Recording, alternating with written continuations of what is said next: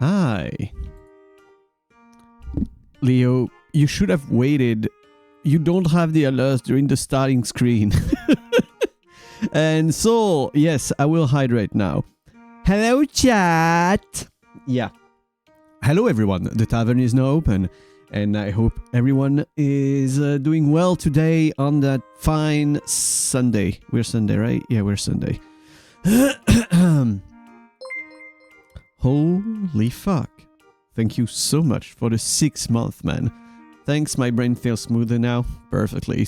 It feels smoother already. Hey, Just Deska, welcome. Good morning. Hello, everyone. How is everyone today? Is all good? Like everyone chilling? We're a Sunday. No job, no work. Well, no job. No job is bad. No work. It's much better. No work to do today. And yes, so I have honored your redeem and hydrated before stream. No job, Pug. No. It's just an ESL moment, not no job. So, I started at my time 9:30 a.m. So today's stream is gonna end at, well, 9:30 a.m. PM, 9:30, but PM, not AM, because I'm not streaming 24 hours. Fuck that. No. Well, not without any incentive to do it. So no, fuck that.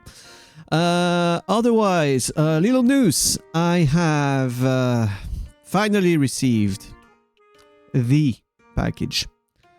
I have received the package of insects that I promised I will eat. I mean, I'm not gonna eat the whole package, but I will taste test all of the insects in that package. There's going to be 7 different ones. Hi, best MJ. Hey, Justice. So yeah, in case you guys never knew, Justice is an IRL friend of mine, and I am his D&D game master. He's been my player for like 5 years now, at least 5 years, I think. Anyway, so yeah, I'm going to eat the insects on stream. It should happen, I guess, something like next weekend, so that it's easier for people to be there. It should be like next Saturday, I think, something like that. Nausicaa, Paladin of Vengeance, nice to meet you. Yeah, exactly, Leo the Dungeon Master. In that case, I am, but not that kind of dungeon. 6 months already. Thank you so much for the 6 months, Derp, and everything else. But like, it is actually nuts that I've been there for 6 months. I mean, it's funny because I actually started in January. So it actually has, like, you can count the months by the month of the year, because I think I debuted like January 21st, 22nd. I don't remember, like close to the end of January. Why not that kind of dungeon? Because I run clean games, please. And no, I am not that kind of dungeon master. I am just a TTRPG nerd. That's it. I mean, you know what I mean. Yeah. So yeah, next weekend is going to be the special stream. But that other dungeon should be cleaned as well. Yeah. Keep it nice and clean. No, not that emote combo, please. Not that emote combo is literally I always fucking imagine the what's the name? The meme of the Shota and the Tourné-san in the train. Leo is my best DM. I can click every time we play. Hey, I'm not a her, I'm a him. Duska, thank you so much for the 5 months. And you did the full stoat. It is actually a full stoat, not a short one, not a weird one. It actually is a full stoat. I appreciate that, Duska. Thank you so much. I see. Also, I saw your cosplay photo on the Discord. You look amazing in it. And congratulations for doing your first handmade cosplay too. Should have kept the full start for 9 months.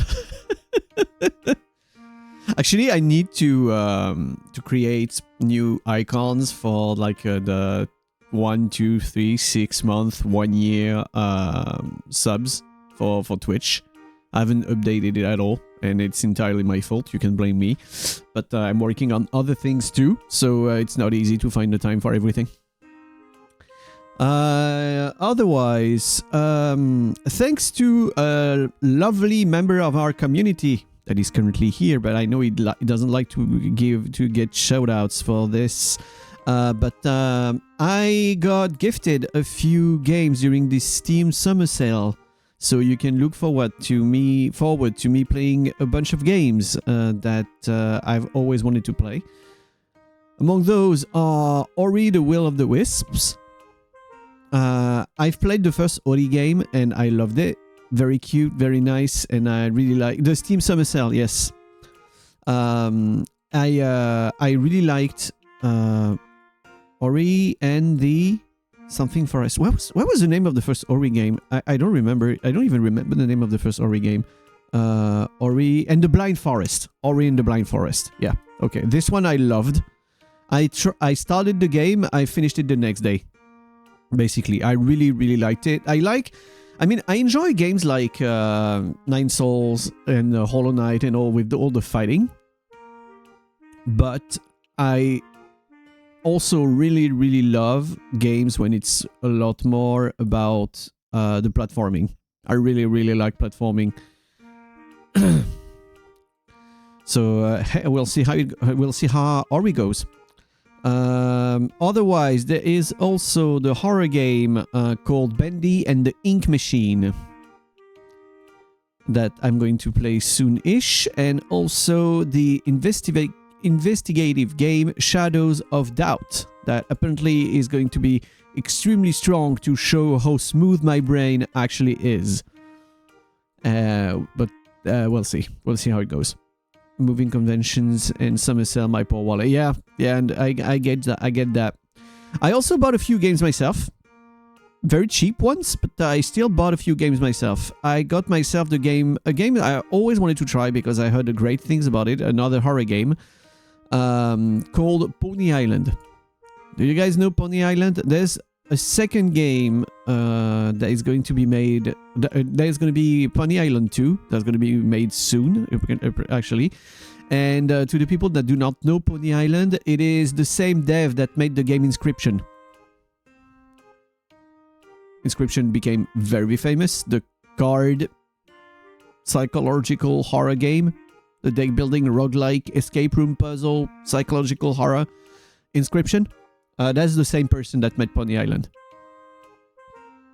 And Pony Island 2 is going to be released soon. In case you guys were interested in Pony Island, right now the game is at minus 85% on Steam. The game cost me less than €1 for the whole game. So yeah, it was pretty nice. Also, I got myself the game Hidden Folks. Hidden Folks kind of became a little famous in the VTuber community when I think Korone played it. It is basically a hidden object game with every single sound in the game made by mouth. Like all of the sounds in the game are dubbed. So if you click on the B, there's going to be someone's voice just going bzzz and stuff like that. Like everything is voiced. Instead of sound effects, it's all voiced. And apparently the game is very funny. It looks great. It's a black and white game, like just drawn black on white. And I always wanted to play it. I was like, okay, it should be funny, so let's go. It was cheap, so... I also got two games that for me are very emblematic of my childhood. For the old enough people in here, do you guys remember the old PopCap games? Yes, I will play Hidden Fox on stream. Yeah, Hidden Fox is going to be played on stream. Yeah, all the games I'm mentioning, I plan to play on stream. So yeah, the old PopCap games. So to give an idea, in case people don't know what PopCap games are or were, I mean they still are, but they got bought off by EA and it's not the same now. But like they created Plants vs. Zombies, Bejeweled, Peggle, Zuma, Bookworm. Like, all of those games were by the same people. The people from PopCap Games. And I got 2 classics that were not like... They were not the most famous of all, but they were my personal favorites. The 2 I got is Insaniquarium, when you basically feed fish in an aquarium. And I also got Feeding Frenzy 2, when you play a fish and you eat fish to become bigger fish. And that's it, because PopCap games were very simple. I mean, PopCap games were basically high quality mobile games in some ways, but actual like the gameplay of all PopCap games could definitely influence like modern mobile games, to be honest. But they were actually great. They actually were great, and made for PC also. What else? What else? I got. Oh yeah. Do you know how much Bejeweled 2 I played on my iPod Touch? Feel old. That was 15 years ago. Yeah, Bejeweled. I played some of that also. Also, I really like the game Bookworm. That's simply... You see guys, you see the game Words on Stream that we actually will do later when I go walk LOR. The good old Words on Stream, the thing that we're doing. Bookworm is exactly that, but solo. It's a game when you have limited time and you have to guess words from a series of letters you have. It's an anagram game, basically.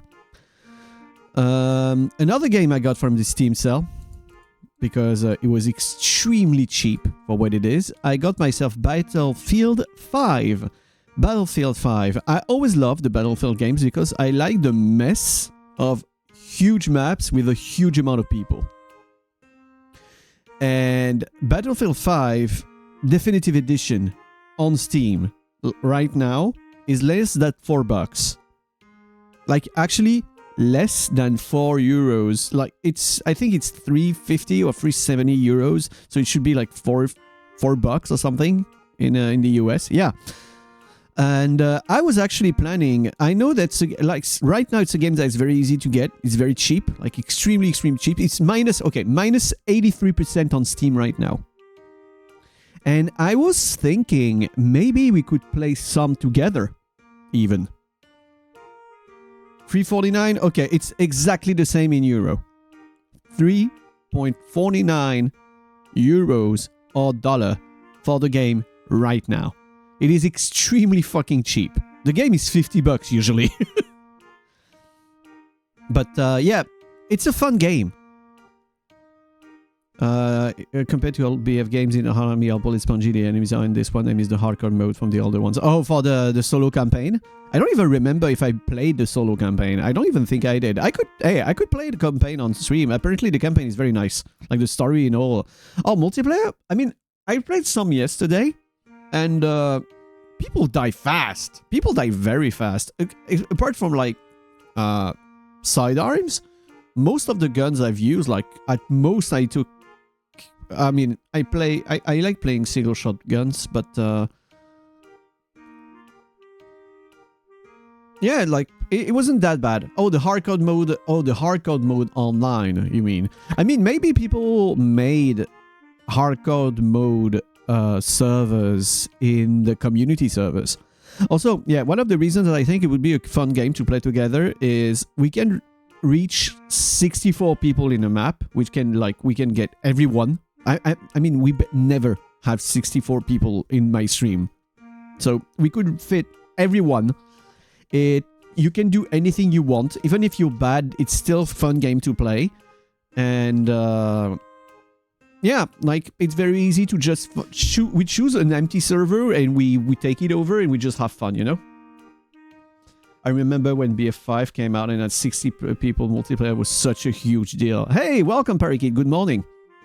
Yeah, the multiplayer with like teams of 32 against 32 was a very big deal, and it was like basically the one thing that made Battlefield be unique in comparison to, let's say, Call of Duty or Medal of Honor, because it was much smaller maps and much less players.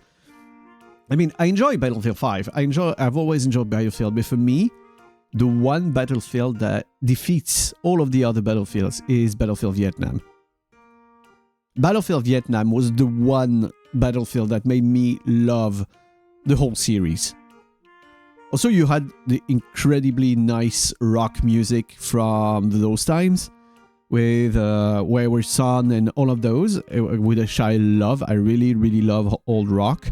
So it was great. Every time you launched a map during the loading screen, you'd have a song start, and yeah, like just the whole ambience and everything was great. And yes, I did play around at when I was on the gun in a helicopter. I would go out of my way to, on YouTube or something else, just play The Ride of the Valkyrie from Wagner and continue playing just for the experience. I really like BF1, especially hardcore without the SNG. Sadly, most hardcore servers are dead by now. Hey, as a community, we can take over any community server that is empty, because a lot of people just host servers but not use them. So we can just take over a server, even in Battlefield 5. Maybe we can even find a hardcore one that's not used, you know? Because the biggest problem usually is that we don't have players. If we go as a community, we're gonna have players. We can fill at least a bit of a server and play together, which would be fun. It's even funnier when we kill each other, honestly. I mean, don't you guys want to try and kill me in a game? Speaking of, there is another thing yeah, it is a 90 gigabytes game. Yes, it is. I'm sorry. And Leo, don't give me that look. I know how much storage space you have. That was a sentence before you had it in-game. I'll warn you, I'm a filthy sniper camper. Have fun with a parakeet. I have no issue with that. I almost only use bolt-action guns and long-range guns. I really love long-range in Battlefield. I completely understand you. Yeah, if anyone should have enough space, it's PG Leo. Another little thing. This time, the game is free, but I love that in that game we have a lot of custom options to play together, and the game in question is PUBG. Player-unknown Battlegrounds. I know, it's PUBG, but there is a thing about PUBG that is very fun, is that you have a ton of custom options to play games with anyone. Like, I could create a server and everyone can join on me and we could just have fun. Because there's a bunch of stupid things to do that sometimes don't even need you to be able to shoot. For example, there is something I always wanted to try. It's called the zombie mode. The zombie mode makes it that only 1 to 3 or 4 people can pick up and use guns. And all of the rest of everyone on the map, all of the rest of the players are zombies. So you jump higher, you run faster, and you hurt very much in melee. But you can only do that. You cannot pick up anything else. So basically, you have just a few people trying to survive with guns, ammo, and everything, and all of the rest of the map just running straight at you, trying to kill you. So it's literally like a zombie mode, but instead of like the zombies being AI, the zombies could be you guys. And while I try to survive. And I always wanted to try and do that because it seems fun. But maybe we need more, like a bunch of people to do that, so maybe it's going to be later when once the community has grown a bit. And the good thing about that game mode also is that you don't even need to know how to play FPS, because you just come in straight at me and punch. It would be even funnier if I could find like 1 or 2 other VTubers to do a collab with, and we can do like a team of like 2-3 people with guns trying to defend ourselves against all of the communities banding together to try and punch us. Yeah, I mentioned the stove. That's the goal. That's what you want to try. You want to try and do in those cases. Okay, I think that was it for what I got from the Steam sale. Oh yeah, about the PopCap games, in case any of you guys feel nostalgic or want to discover, all of them are like $1 each right now. Most of the, like, both of the games I got were $1 each right now. So yeah, it's a good one too. Otherwise, I got gifted. Following the 9 Soul stream, I got gifted the Lord of the Rings Golem. I got the Golem game. Thank you very much, Parakeet, for the gift, actually. It is thanks to him that I have the game right now. He even gifted me the game with 4 DLC included. And, yeah. Apparently, we have, behind the scenes from the creation of the game, we have an emote pack. Yeah, we have an emote pack for Golem. We also have a lore compendium. Apparently gives her more information about game characters. Basically, okay, it's actually nuts because we know you guys know what the DLC lore compendium is. You see that in most games, when you meet NPCs, when you fight enemies, when you find items, you have lore, you have explanations, and all of that. In Golem, it's a DLC. It is the lore compendium DLC. It is literally giving you information about the game's characters, locations, and events. So, yeah, the lore in Golem is a DLC.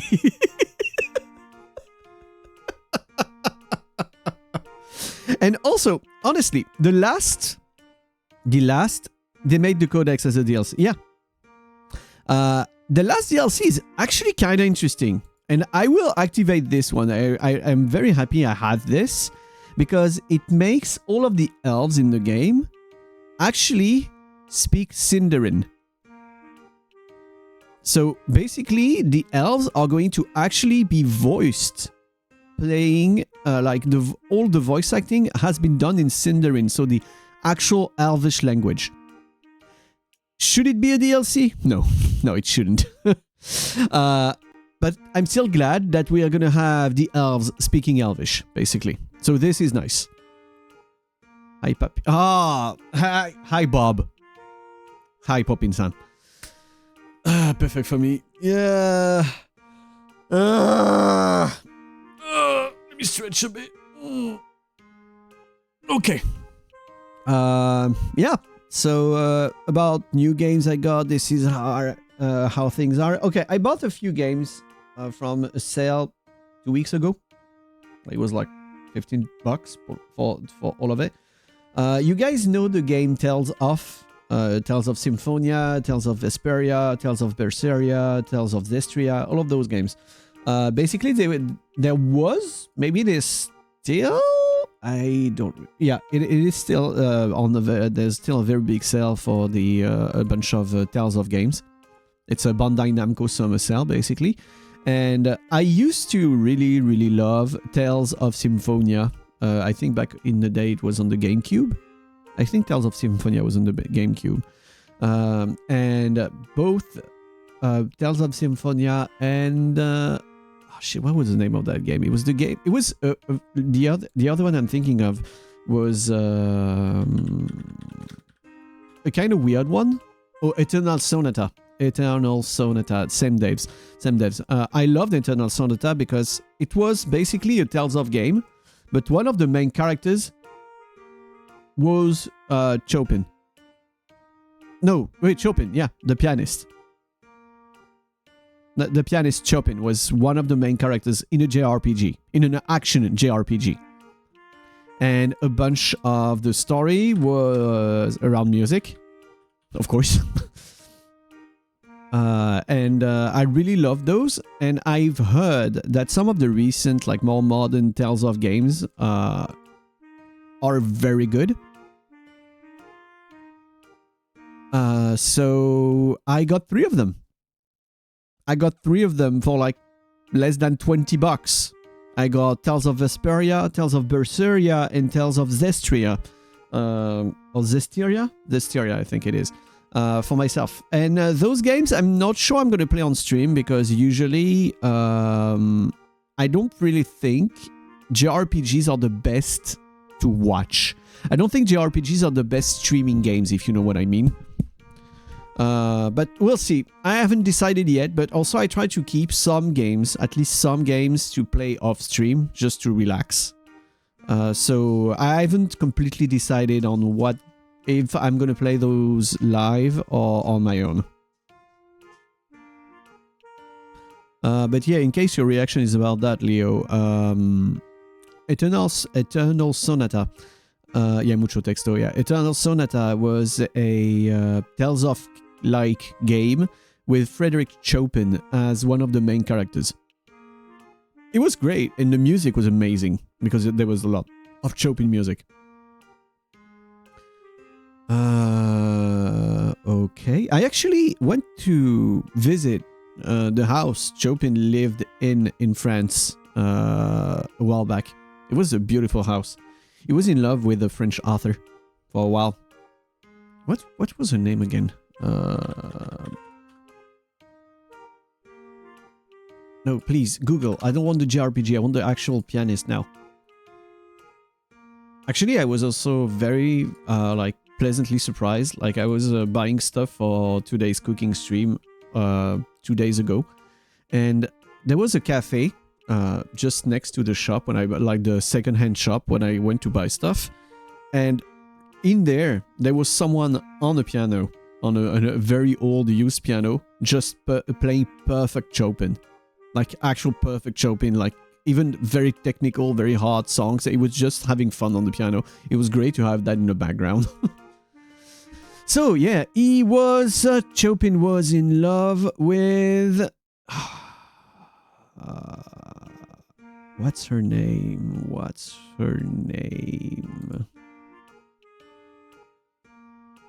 He was in love with a female... Oh, yeah. Okay, he was in love with a female author. George Sand. Yeah, I know. She was a woman and she was called George. But yeah, she was in love with... your spelling of Chopin threw me off there for a while. Oh, the way I say it? I mean, I say it with the... I think it's the French way. Like, in French, we would say Frédéric Chopin. And I guess in English it's Chopin. What's that puzzle game where you sing in a microphone to make stuff move? The guy wants you to play... Oh, okay. Oh, Parakeet, that is... Okay, that is extremely funny that you actually are saying this because you are talking about the game called One Hand Clapping. I literally have that game installed right now and I was planning to play it today, maybe even after I stop talking. Like exactly right now. I have the game installed. I have the game and I was planning to maybe play that today. The game One Hand Clapping. The game that you entirely control with your voice. So it was actually in the plans to play today. I wanted to, like, this morning not play something that is too big, too long. It's not, I think, like, it's 10 a.m. right now. And I think it would be best for us to try cooking at around 11, so in an hour. So I'm not going to start it right now. I think we're going to just chat, or maybe I was playing, like, today, we are not doing a big, like, birthday or milestone stream. Today we are chilling for 12 hours. Leo doesn't like it big and long in the morning. I just want to cook early. Because if I cook early, I can walk lower early. And then we can chill for the whole rest of the day together without interruptions. That is also the idea. But, what was I saying again? I was saying something. Yeah, so I think we could actually do one hand clapping right when I come back from walking lower. So, right, like, the program for this morning... since we are not doing... Okay, I remember now. Since we're not doing a big milestone stream, I haven't planned a shit ton of stuff like I usually do when I do long streams like this. So one of the things I was planning to just do is take you through the games I usually play on my own. Some games I haven't streamed yet at all, but just some games I like to chill in and just sometimes do some of my dailies and stuff like that in those games. Just sharing with you the stuff I like. Hey, well, good morning, Egg Bazooka. Yeah, the Stoats picks. And maybe make you also discover a few games I enjoy and that are not that famous. Yeah. And yes, Leo, I'm gonna finally talk about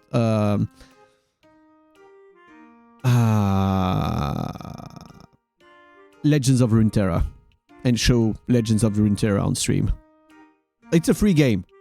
Yeah, it's a free game. Leo, it's a free game. Paying for stuff does not help you get new cards in Runeterra. So you're safe. You are very safe on that. Yeah, but it's shiny. Yeah, there are a few shiny things. I understand. You love shiny things. I also love shiny things. So yeah, I might show you this. But a few other things. At some point, we are going to play a bunch of shorter horror games. Like, no games more than 2 hours.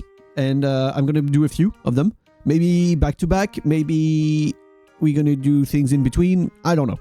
But to give you names, we are going to play the first chapter of the game Indigo Park, which apparently is a very, very, very good mascot horror game. So you know the whole thing that was born after like Puppy Playtime and that kind of stuff. There is a more recent one called Indigo Park, and the reviews and first impression about that game, people actually really, really, really love it. It's also fucking terrifying. So yeah, I want to play it. Otherwise, other short horror games, I kept a few. I have a few. I should have a few. I remember downloading them. Oh, I have Let's Find Larry. I know I'm late to play that game. That the hype about it is over, but I wanted to play it and I bought it. So we're gonna play Let's Find Larry. I have also the game Stories Untold, which is more of a like what's the word? Like it's experimental adventures in Stories Untold. So we have like small stories in horror, one after the other, and we're gonna play one. Otherwise, blah blah blah. I actually had ideas. Maybe they'll come back to me later. But yeah, like a bunch of short horror games. Maybe you can try Pony Island, actually. Pony Island is not that long. But I mean, I'm not gonna finish it in one, like today, but it's not that long. Streamer Brain, yeah, exactly, Streamer Brain. And there is also a game I want to show you guys that is completely different from the others. It is a game called Everhood. Everhood, in one word. Everhood is, to give you guys a very short description about the game Everhood, it is said to be Undertale, but as a rhythm game on acid. That is what Everhood is. It is Undertale, but rhythm game, but on acid. I finished that game a long time ago, before the time I bought it. Then I bought the game because I loved it and I wanted to support the devs. And I haven't finished it on Steam so far, so I want to finish it again. Like last time I played the game was like 3-4 years ago, so I don't remember a bunch of it too. It's very trippy. The music is incredible, like actually fucking incredible.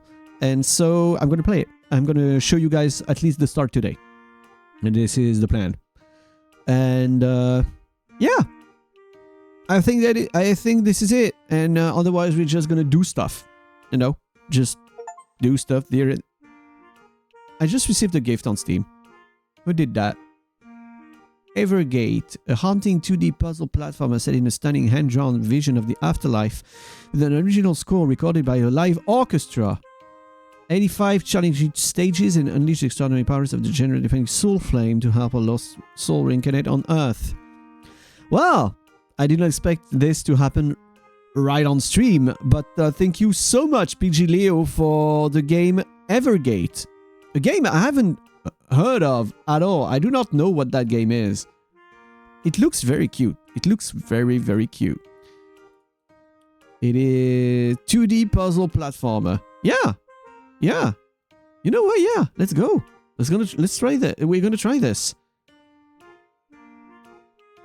You said Everhood, and I remember Evergate exists. A lot of fun. I met the devs at PAX a few years ago. Oh, you even met the devs. Nice. Okay, apparently amazing music. And precision puzzle platformer, Love Child of Ori and Celeste. I really, really enjoyed Celeste. Okay, Celeste was one of the games, well, rollback. I'm gonna start at the start. You guys know, I've never, it was never a secret, but you guys know I've been wanting to stream for almost a decade now. It's been almost 10 years since I wanted to start streaming, but I didn't have the internet or like the means or anything to do it. So all those years, there are a bunch of games that I, on purpose, never played. Because I wanted to play them on stream. Celeste was one of those. At first, I resisted for years playing Celeste because I wanted to discover the game on stream. I didn't want to lie to you guys. I didn't want to lie to chat and actually experience the game for the first time with everyone. And after a bunch of years after the release of Celeste, also my sister is a huge fan, like Lugus Sis. Ruffle Fox is a huge fan of Celeste and told me to play it again and again and again. So I bent and I played the game and I loved it. It is, yeah, like you said, Leo, it's one of those special games because the first impression that you get playing it cannot be imitated. You cannot imitate what you feel when you play that game.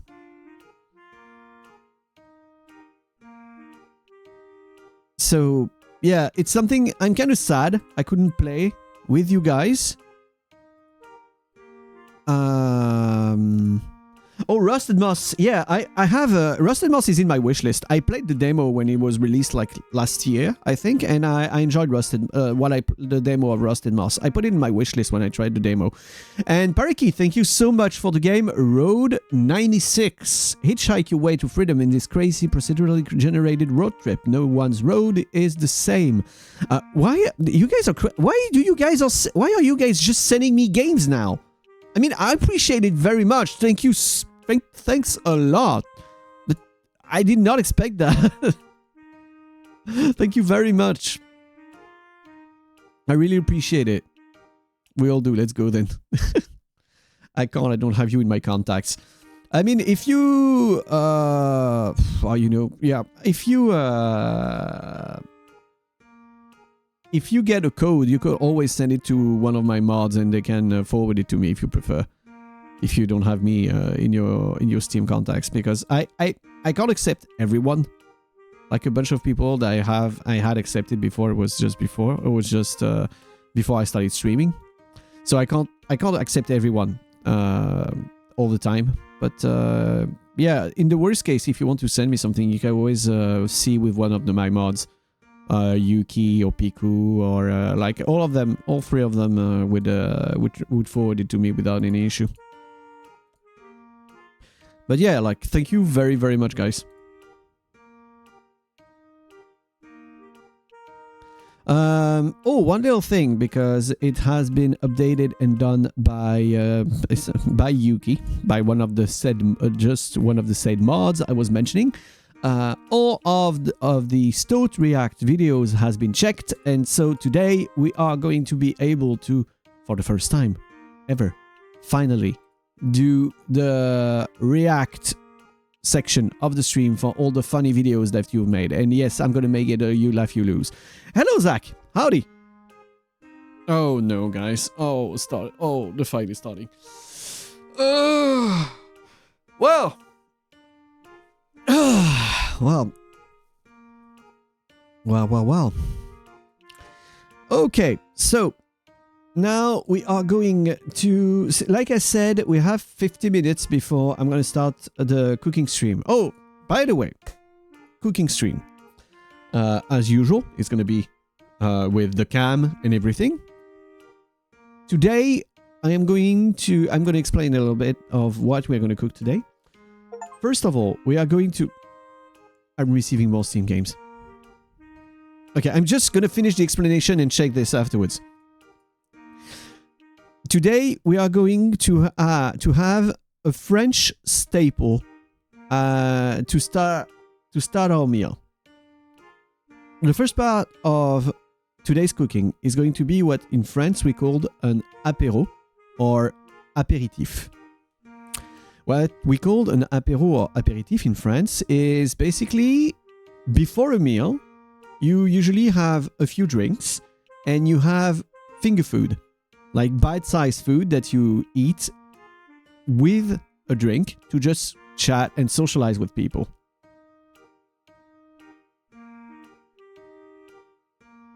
So yeah, I'm going to show you guys, it's kind of an appetizer, yeah, but usually you can fill an entire table with it and people just chat and eat stuff, and I'm going to show you before a meal have a few drinks. Yeah, there's even a joke like in a bunch of like music festivals. It was in France, it was born at the Hellfest festival, the metal one. There was a joke that people would scream and chant apéro. So the French word for appetizer basically. On the camping during any time of the day or the night, and usually it meant that people would meet up to the person that just chanted it and to have drinks together, because usually the proper quote-unquote proper time to have an apéro is you start around 5 or 6 p.m. So between 2 to 3 hours before dinner, usually, because like let's just say like standard eating time for dinner is 8 p.m. It's 2 to maximum 3 hours before dinner. You meet up for the apéro. You have a few drinks and you eat stuff together.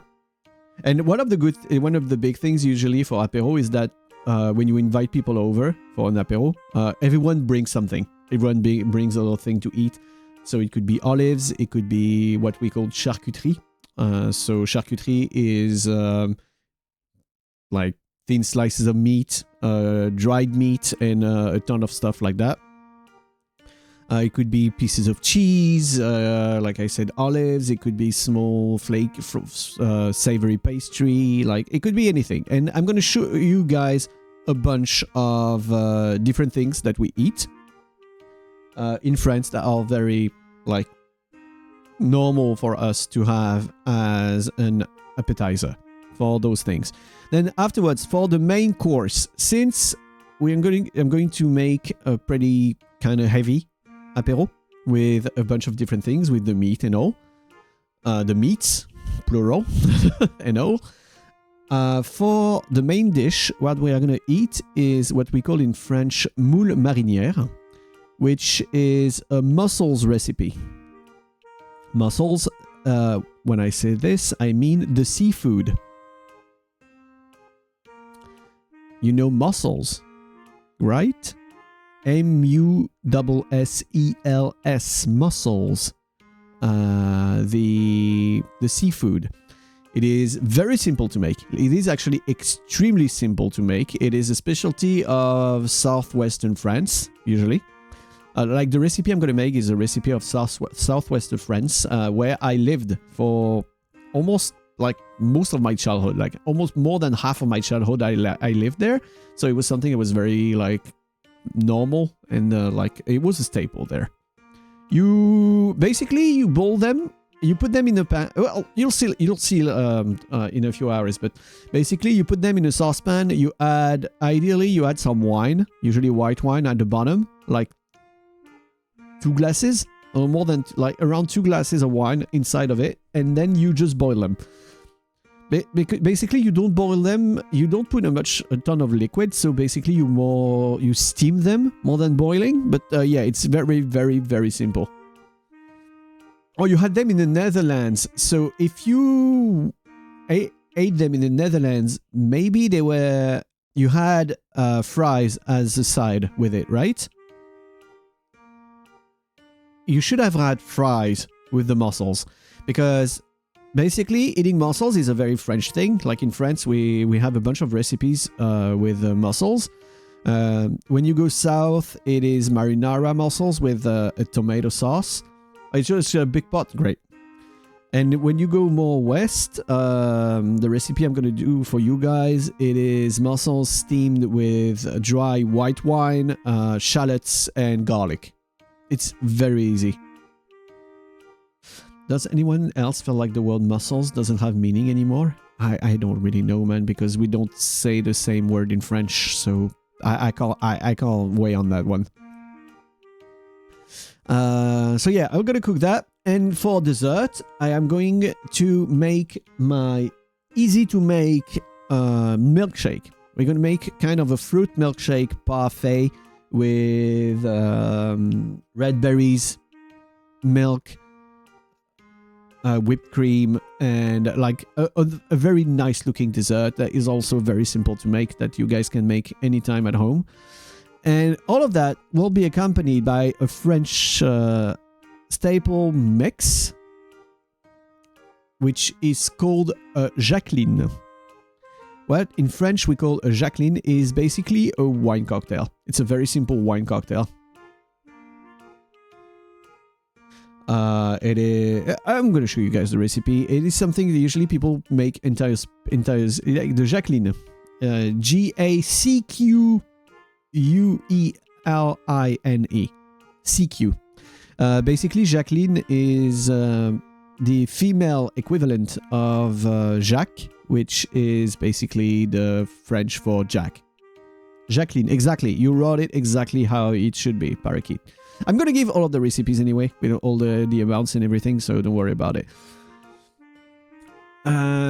So yeah, this is going to be our drinks for today's apéro also. It is very fresh, very light, because you dilute the wine. It's not very high percentage. Frère Jacques, dormez-vous? Exactly, yes. Frère Jacques, dormez-vous, dormez-vous. Sonnez les matines, ding dang dong. Ding dang dong. It's a French. It's an old French rhyming song. Usually it's sang in a canon, so usually like the first person starts Frère Jacques and the other one starts like with a delay, and we sing all together. My dad used to sing that when you were a kid. Oh yeah, it's a very famous one. It's a very, very famous one.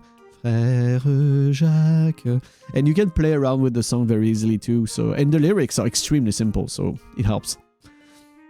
Anyway, we have 40 minutes before I set up the cooking stream. So I think the best thing to do right now, I'm going to switch the game instantly. We are going to do some Legends of Runeterra. I'm going to get you guys into my card games obsession. Okay, we are going to go to the game screen now, and you guys should... Okay, you should be able to hear the game. But I need to make it appear on stream now. You can't hear the game anymore because it mutes when... Legends of Runeterra. Yep. Capture a specific window. Runeterra. Let's go. Boom. And there we go. Legends of Runeterra. Oh, I think I need to put myself in another spot because... wait, I'm going to make myself smaller. And look to the other side. Because you guys should see the cards. So, Legends of Runeterra is the League of Legends card game. So, there are a few game modes in the game, like classic, standard games. As you can see, I'm very up to date on the classic game mode. I haven't played the classic game mode in more than a year, like even a few years, because I'm not really interested by that. You have challenges, blah blah blah, to learn the game, and you have the Path of Champions. The Path of Champions, which basically seems to be what the devs are focusing on now, is a roguelike game mode of Runeterra. I'm gonna show you guys what it is. So, in that game mode, you choose a champion. Basically, you have a bunch of champions from League of Legends. Like you see Aurelion Sol, Annie, Elder Dragon, Evelyn, Janna, Jhin. You have a bunch. As you can see, I've played a bit. I'm only missing 4 of them. And I have a bunch that are, like, it goes to up to level 30. I have a bunch that are already max level. And even max upgraded. You can see this by the stars here. When you choose a champion, let's take her that I don't have. You have a deck, which it starts with. You're gonna lurk for a bit. Have a good one, Just Duska. We'll see you later. Thank you very much for lurking.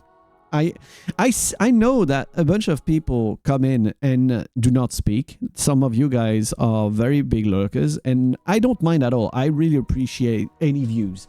So I'm very glad to see any of you guys every time lurking. I mean, I don't always notice you because a bunch of very discreet, like Tenma. I know Tenma lurks sometimes and it freaks me out. But yeah. So, then you have a basic deck. You can see all of the cards that you have with all the descriptions. And it's very nice also because like every keyword you can see the explanation instantly. Also, it's nice because you can see the art. You have some lore every time and all. Like the art in Runeterra is actually incredible. But anyway, you have this. You have relics. When you level up your champion, you have relics to actually make a build that goes with your deck. There's a lot of relics, as you can see. And there's also what's called constellations. With constellations, basically it's passives that upgrade your champion definitively. For good. For good, the champion is upgraded when you buy any constellations on them. One of her name isn't Lurkma by chance. Yeah, she definitely is Lurkma. So yeah. And I'm gonna... Let's see. What dailies do I have? I have to win battles. I have to win an adventure. And... Okay, what dailies do we have? Transform a unit and deal damage. Okay, we have to transfer units. So I'm gonna play a deck that is specialized in transformation. We're gonna play Nidalee.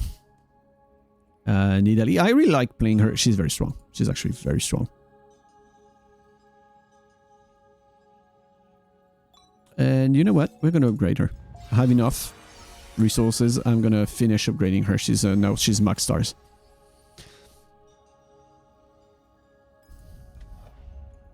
Okay, play adventure. So, once we've chosen our champion, there are a bunch of missions. You can see the list of those here. Each mission has different modifiers. There's also weekly ones. Like, each mission has different modifiers. Oh, Navarre, thank you so much for the gift sub to Kiriluop. And Kiriluop, welcome to the Dwellers. I hope you enjoy your stay. Thank you so much, Navarre. Were you actually looking through the viewers to be sure if there was someone not subbed to snipe them? Were you actually trying to do that? So, let's see, maybe him? Platinum Vault. Okay, that's a good reward. You see, for this mission, we are going to fight him. So we're going to fight... Fuck, what's his name again? I forgot his name. What's his name again? Shit. Draven. Draven. It's Draven. So we're playing Draven's mission. It's a 2.5 stars mission. We just got 3 stars, but usually any champion that goes up to 2 stars is playable. Like, you can do even end-game content with it, usually. And in that game, in Legends of Runeterra, when you select a mission, the enemy are gonna have special rules that usually give them an advantage. So basically, they kind of break the game. So like every round, the strongest enemy has +2 attack, and Overwhelm. Overwhelm is, I mean, it's very simple. It's very easy to understand. Deal to my block. The excess damage is dealt to the Nexus, so to my health. I'm going to use the Runeterra terms because I'm used to them, but if you played Magic or anything else, nothing is going to be weird for you. Like, there's very few rules you're not going to understand. So let's go!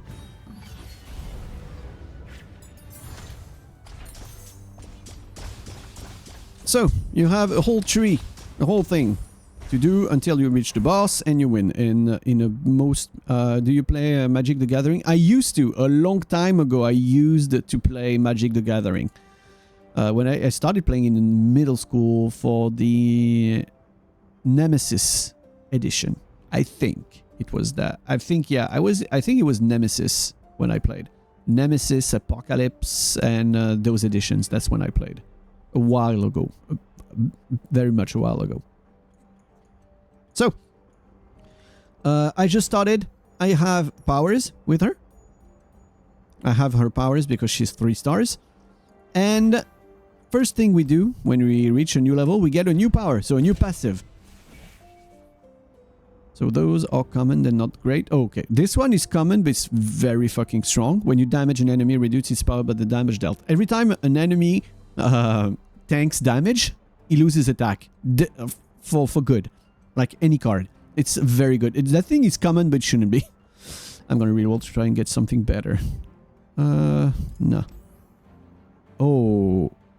Okay, so this is very nice. This gives a landmark. So basically, it's a territory. You just put it on in your field. Each round, the first time you play a spell, refill mana equal to its cost. This is very good because basically you have a free spell each turn. I'm gonna take this. Okay. Let's go. So, yeah. For this game, the enemy is spawning an arena. The arena makes it so, I think, end of turn, all the enemies, like the strongest enemy will hit my weakest enemy. So basically, every turn it can destroy, it can hurt me. We're going to start, I know we're going to start at 2 mana because I have a +1, and we are going to just change all of that. I don't want those. It is awful. It is a terrible first hand. It's actually garbage. So, the specific thing about the Nidalee deck. You guys can see everything, right? Oh yeah, you can see everything. Great. You can see the HP. The only thing you cannot see is my cards, but we really don't really care. Actually, wait. I could put myself back here. I could put myself back here. It's completely fitting. Yeah, okay, you can see well. You can see well. So, the one thing that...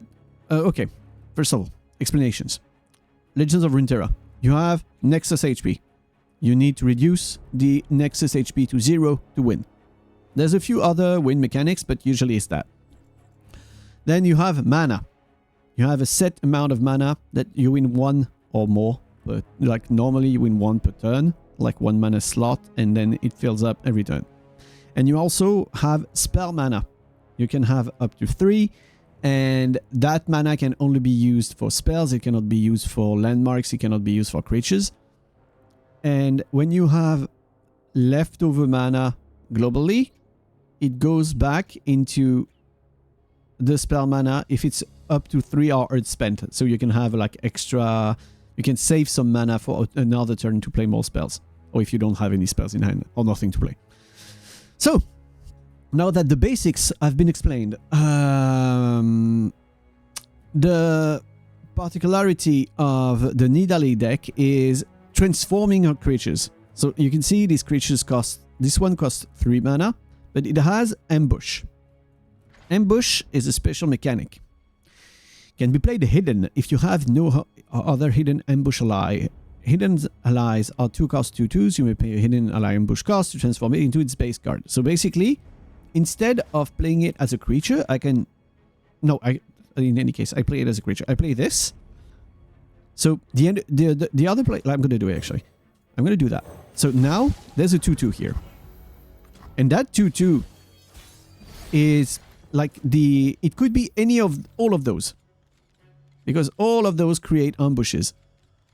And the other player, if it were a human player, he'd have no idea which creature it is. He has no idea which one it could be out of all of those. But I'm playing against AI, so it doesn't matter. Now, I got this, the Clever Camouflage. And I transform him. Well, I have a bonus effect that makes a card appear for me. What do I do? Yeah. Let's just do that. And I transform my creature into a new one. So now the little 2/2 is a 4/5 with Fearsome. So enemies with less than 3 attack cannot block me, and Impact, which means that I do a damage even if I'm blocked. And for some reason, it also made an extra one appear, which is actually fucking incredible. Okay. Now, my Nidalee.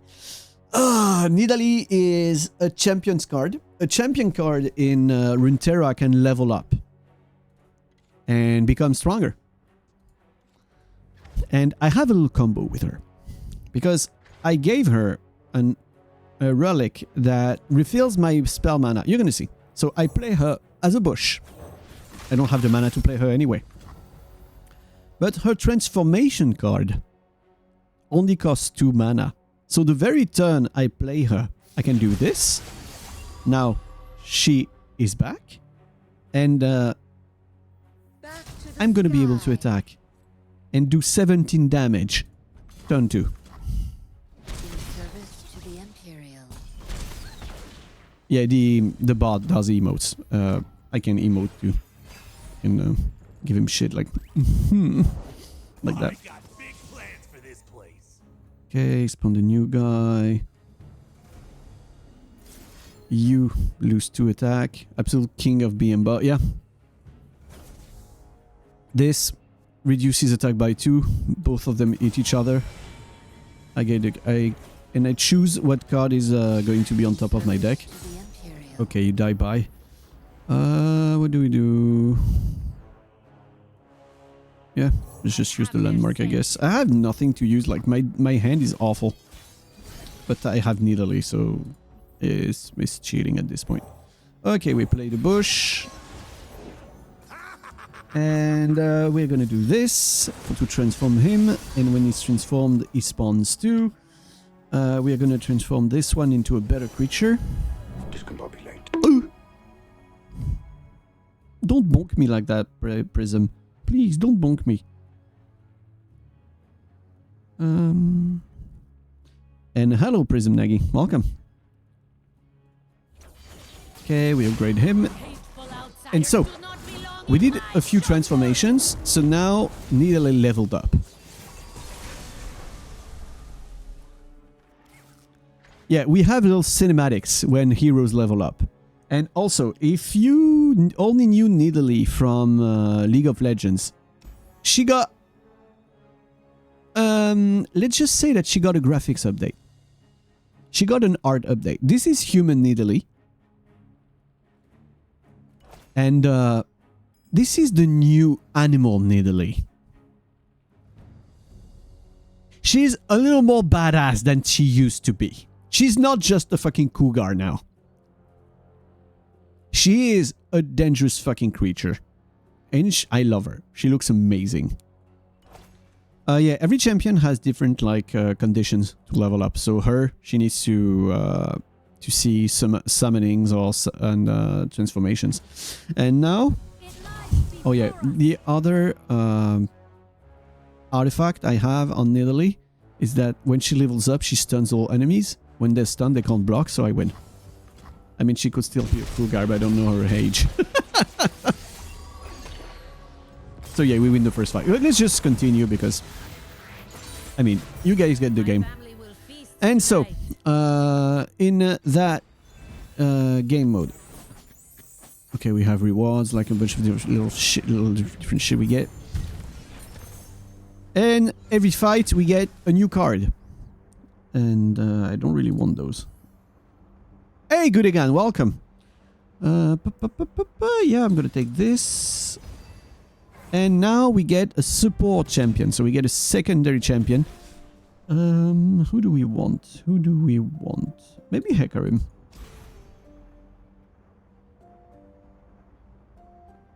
Oh, goodbye, bot. A bot was instantly destroyed. It is funny to me. Hey, hey. Yeah, I don't want those. Who do we get? Let's get a Aphelios. I don't know. Rest in peace, but yeah. Okay, now we can choose. This is money to buy stuff. This is a shop. And this is him. I don't even remember what he does. And we're gonna fight him. To be honest, I'm doing this for the dailies. So honestly, it's not gonna be very complicated. But sometimes the enemy can pull real horrible bullshit. So yeah. Yeah, Rebozo. Yeah, exactly. Man, I want Nidalee. Give me my Nidalee. Please, please, please, please, please stop that. Give me Nidalee. Fuck. Okay. So, we are gonna have to sacrifice something. Yeah. Oh yeah, tough means that it takes what the creature takes one less damage. It's hit. So basically, if you hit that thing with only one damage, it takes no damage. And we are going to do this to transform him. I do not take damage from allied spells or skills. When you play a spell, grant a random ally in hand +1/+1. Yeah, let's go for that. Holy shit! I keep on. Okay. Okay. I got a new Steam game. Let me check. I got a new Steam game. Someone sent me another. I got 2 games. Okay, I need to check that. Well, it seems that Phoenix sent me Rusted Moss, the game that was just mentioned before. I guess we're going to have to try this one then. A twin-stick Metroidvania. Man, I love Metroidvanias. Phoenix, thank you so much, man. And the other one is Grim Dawn, an action RPG. It's a Diablo-like that I've heard, like I've known a lot of good things about. I know that Grim Dawn is a great, great one. And I remember you mentioning it to me before.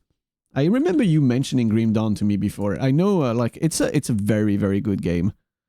I've heard very, very good things, like my Lugus Sis and Papa Lugus both really, really enjoy Diablo-likes, and they both really, really liked Grim Dawn, especially Papa Lugus. Papa Lugus has like hundreds of hours on Grim Dawn, I'm pretty sure. Yeah, Papa Lugus is a big gamer. Papa Lugus has more than 1,000 hours on Diablo 3. He might be even close to 2,000 hours. Otherwise, let's do this. Oh, this round? Oh, well. And we got 2 free...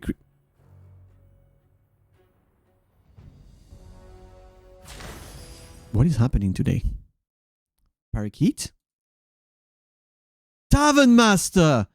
I wanted to try that game! Thank you so much, Parakeet! A game when you manage a tavern. I'm gonna have to play a lot of things. Is him. I am John Tavern now. You had this one in your wish list too? Man! Oh, thank you so much. I almost bought it. I actually almost bought it with the Steam sale. Because I think it is on sale right now, right? Man, you guys are nuts. Thank you so much. I like it. The support you guys always give me is unbeatable. I'm gonna take damage. Oh, this is not gonna be good. This ain't gonna be good. It's cheap as fuck. Yeah.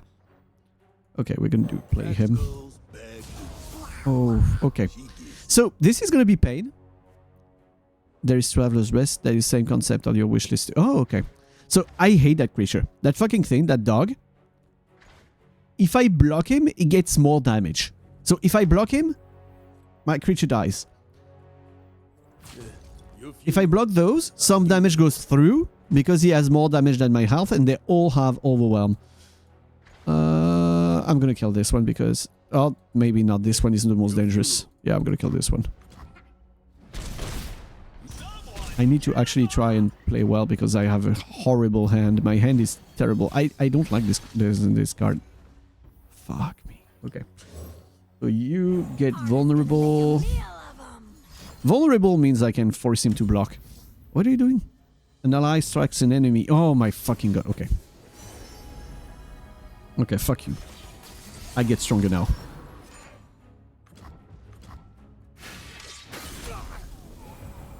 It was just a strike. As darkness falls, the moon rises. Oh, that asshole. Okay, you die now. Fuck you.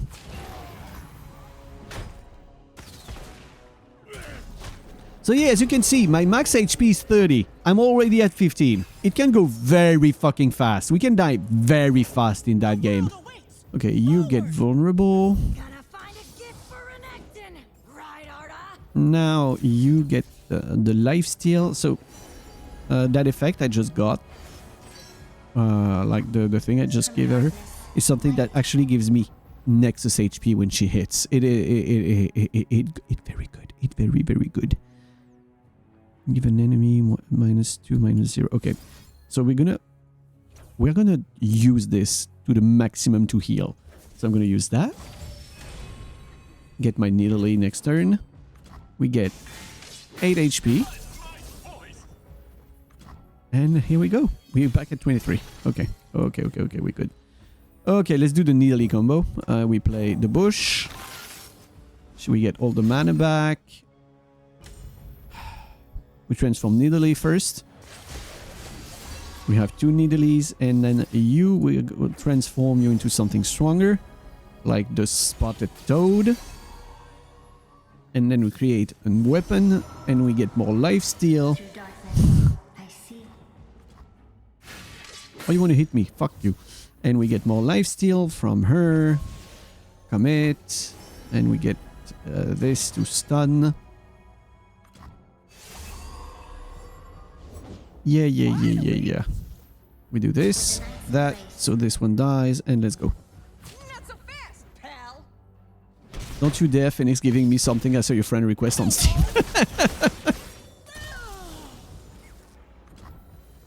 Okay, guys.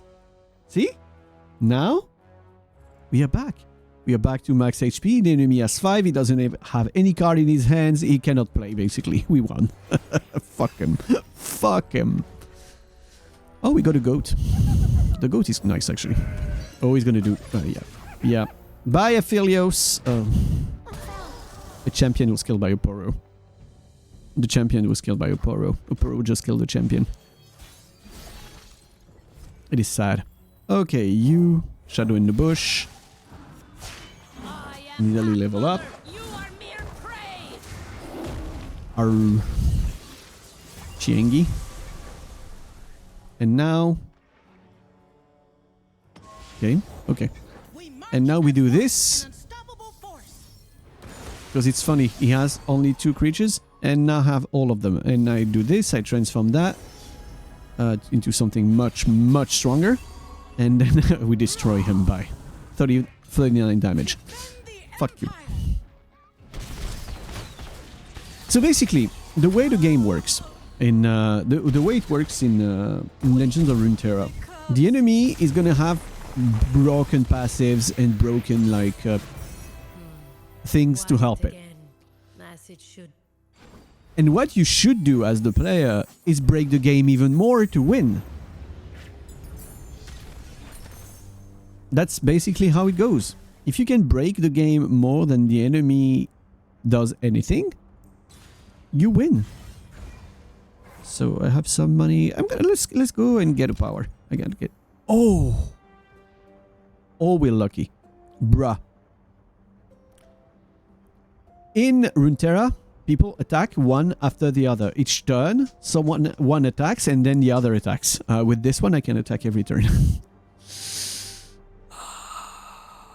I can attack every fucking turn. Oh, this is gonna be good. Okay, we're gonna roll. We're gonna roll on them. We're gonna destroy that shit. We're gonna destroy that enemy. Hello, Arunabuki. I don't even care about your passives. I won already. And I have Nidalee. I have Nidalee turn 1. Okay. Okay, that enemy is done for. It is completely over. Okay, so you're gonna see why I like having my Nidalee in the first turn. Because I play her for 2. Because the bush costs 2. Then I have my full mana. I transform her back. Now I have 2 Nidalees. Nidalee being very strong. Then we do... I know when we spawn this for 2, we still have 1 mana. So we're going to transform this into another creature. That is... Oh, that is 7/7. And now, turn 1, 23 damage. Turn 1, 23 damage. And I have still 2 creatures on the board. Let's go. Oh, that feels nice. I like breaking games. I love when the game can break. And Nidalee level up turn 2.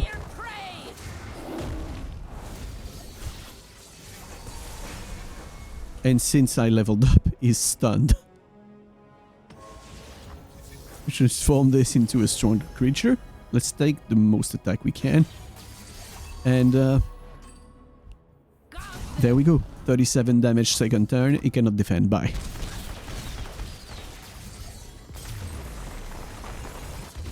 Yeah, Nidalee strong. Nidalee kind of strong. Let's be honest. Once you have the build I have, a Nidalee kind of fucking OP.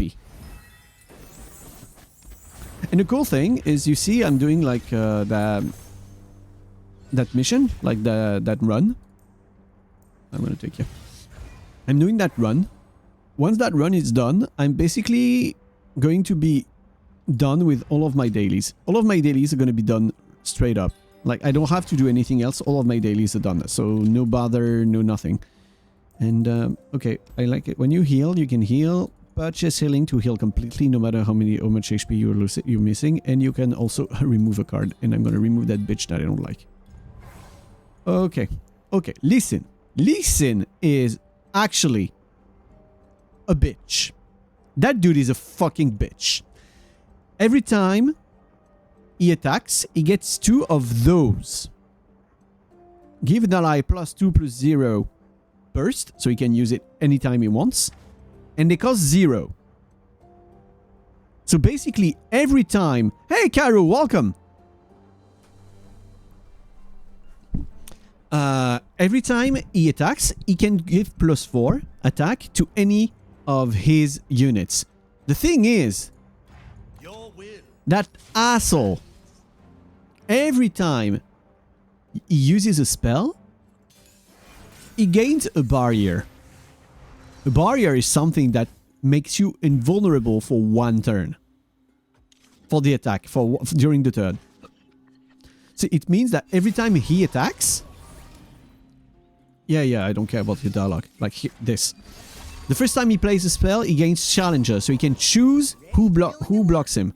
And if he plays another, he gains a barrier, so to negate the next damage. Thing is, he gets 2 of those for free every time he attacks. So yeah, he's a bitch. He's a huge bitch. I hate him. What do we do? What do we do? We do that. Oh yeah, that's pretty nice. Let's just do the bush. But, you see, if I try to defend, I'm gonna die because he's gonna give +4/+0 to his creature. But if I don't block, this is a small advice, a small thing. If I don't block, he can't use those because technically he doesn't have any time to play it. So I'm gonna take only 1 damage and I don't lose my creature. And what I'm gonna do is wait. Because, yeah, oh, I'm gonna use my spells. Yeah, okay, use your spells, buddy. Use your spells, buddy. I do not care. Okay. Now it's gonna be my turn. So we're gonna play this because it's free. And we have to. We're gonna play you. We're gonna transform a follower. And we're gonna make it him. Ooh, oh, that's beautiful. Oh, wait. Oh, shit. Oh, he's still ephemeral. Oh, he's still ephemeral.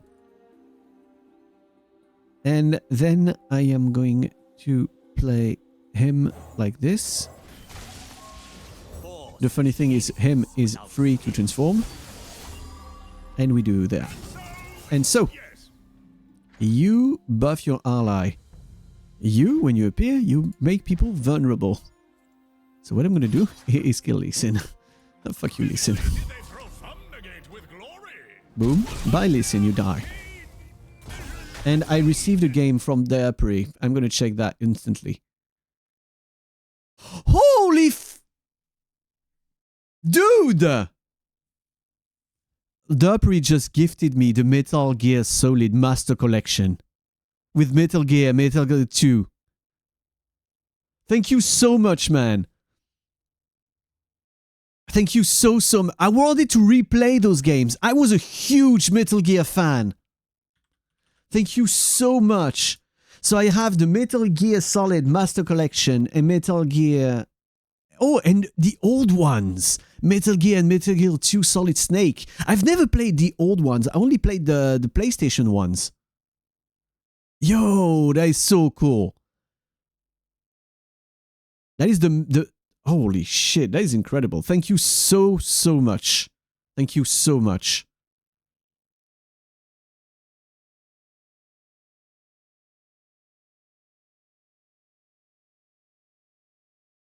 Thank you very much, man. I really appreciate it. And this I'm going to play on stream. Metal Gear, I'm definitely going to play on stream. 100% I'm playing this on stream. There is no way I'm not playing that on stream.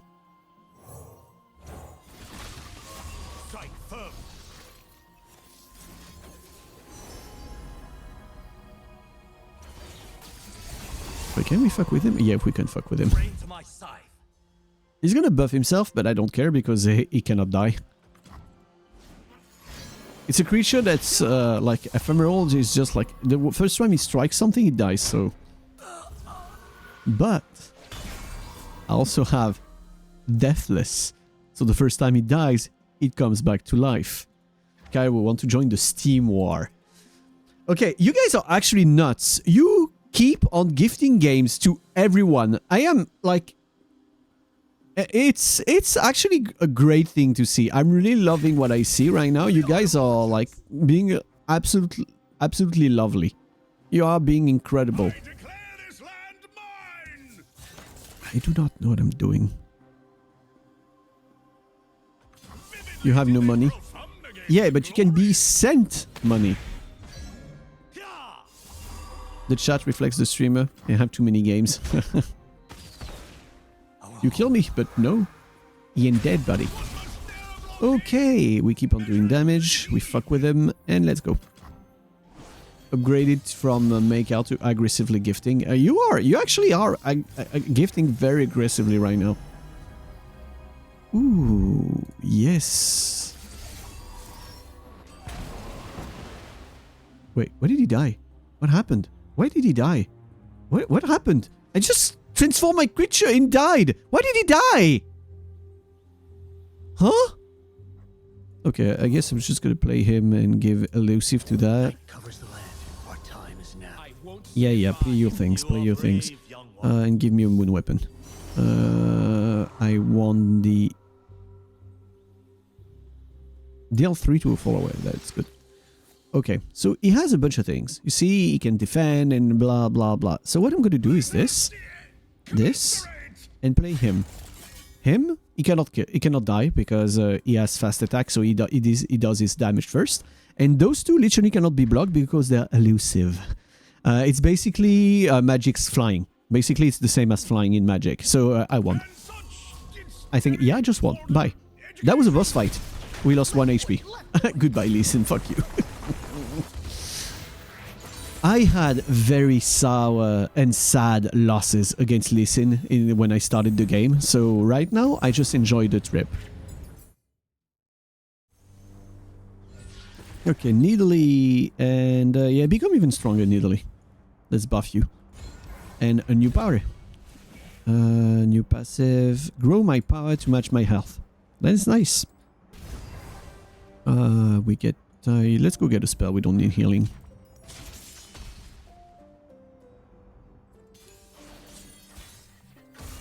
Okay. Oh, we have Needly turn 1. Guys, it's a win. It's already a win. We have Needly turn 1. And see, it's almost 11 AM. I think I'm gonna finish that mission right on time for me to prepare the cooking stream, and then we're gonna get to cooking. We're gonna cook. I'm gonna play the little boy. Then we're gonna transform the little boy into him. Because we just got the passive that the attack grows to the health. So now it's not a 2-7, it's a 7-7. Oh god, this is going to be a ton of... Yeah, we have a 7-7 now. Boom, boom. And a die. An era of prosperity. Okay.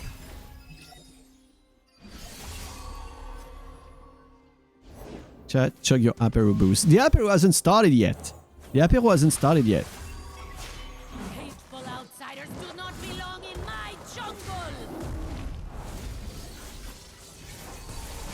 And you stun, I win by. But hey, you know what? It's funny. So I'm going to transform him anyway. Into a 4-4? Oh no. Into you.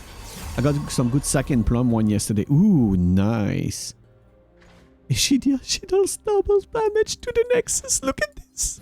Oh, we're going to destroy them. Target found. Uh-oh.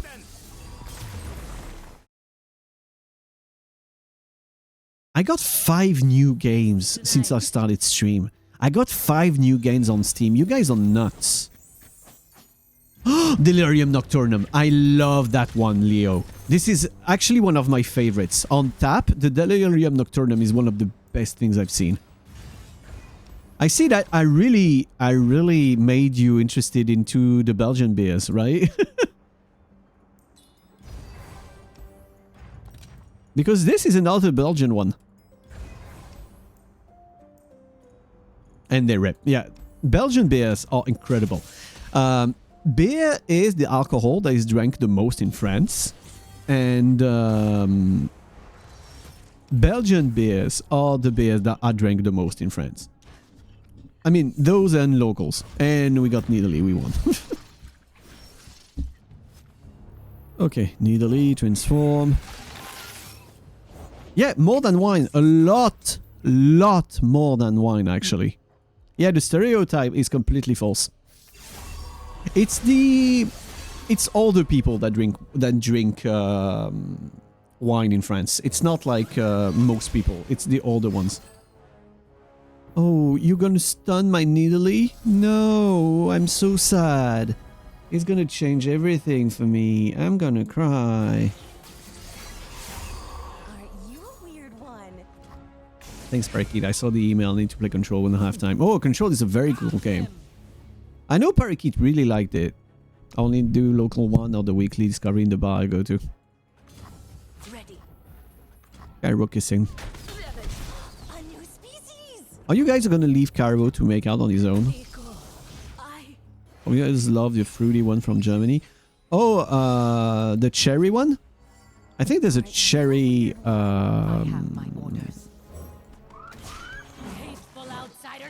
cherry beer from Germany that's very nice.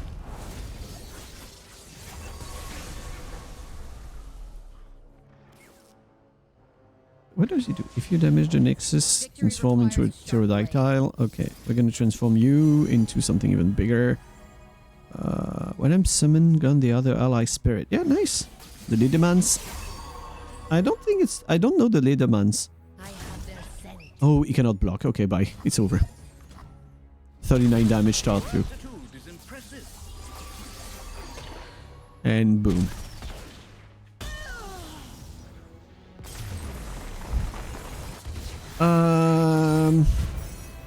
Logo is a wolf. Okay. I know of a dark cellar beer with cherry taste. Oh yeah, let's get Zoe. Zoe was one of my favorite champions when I still played. Oh shit. Oh, okay. Okay, we're gonna destroy. Zoe was one of my favorite champions when I still played League a very, very long time ago. I haven't played League in years. And when I play, I only play ARAM. I do enjoy... what's the name of that thing again? Wait, let me check the name. I do enjoy Teamfight Tactics. I do enjoy TFT in League. TFT is fun to me. Oh, he's getting a PvE game mode? Oh, that could be fun. Actually, a PvE could be fun. Because, let's be honest, the main problem with League is the players. It's not the game.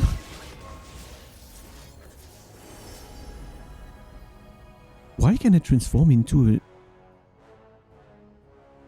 a 8 or 9 cost? What? I mean, I'm gonna take it, but why? Oh no, I spawned something. I used to play ARAM drunk in college. I was so bad. Wait, it did not transform. Oh, it was not a transform card. It was not a transform thing. It was not a transform thing. I'm a dumbass. I am not very smart. Okay, let's go. Oh no, he's gonna die. Well, bye. Yeah.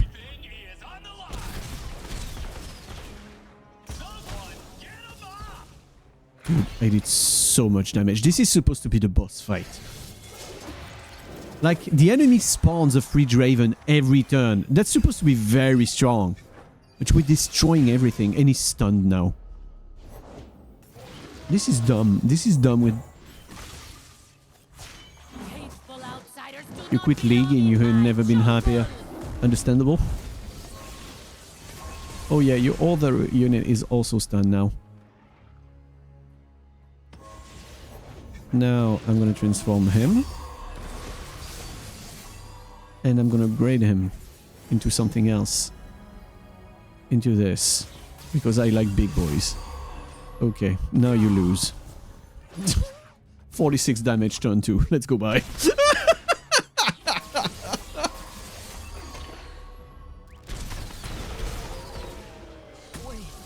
Wow. So that was a very, very, very broken run I did right now. And it's not going to be like that when you start the game. When you start, at the very, very start, to be honest, the game is kind of painful because you have to grind everything to level up your heroes. So it's not as fun. But once you... Basically, in that game, the more you play, the easier the game gets. Like, even if there's harder levels and everything, the more you get stuff, the more you can build, the more you can roll through stuff. Okay, let's see what we got. So, Platinum Vault gives fragments of heroes. So, let's see who we get. Oh, a new relic I didn't have. Level up created copy of my champion spell in hand cost 0. Oh, I know someone it could be good on. And, wait, we got 40 fragments of Talia. And I finished another quest, so I get more fragments for him. Okay. Are we done? And another quest. Like I said, all dailies, one mission. And do I have another? And I have 2 other quests finished. I have more XP with a relic that I already have, so I just got money. And we got another quest, a daily, and we get little fragments again. For Elise, I love Elise. I love playing Elise.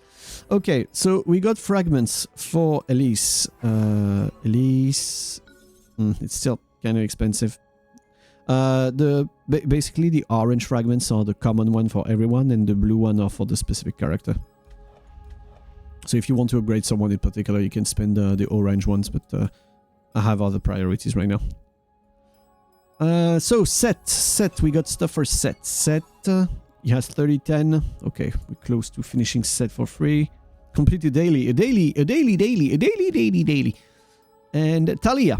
Okay, Talia, we got 40 fragments, so we can buy the first level, and we can buy the second level in the first 2 stars in one row. Usually, once you get 2 stars in a hero, it can be played almost to the late game. So, like, getting 40 of the same character is huge. And now, as you can see, daily finished, weekly. Well, I've been playing. I play basically every day, so the weekly do themselves.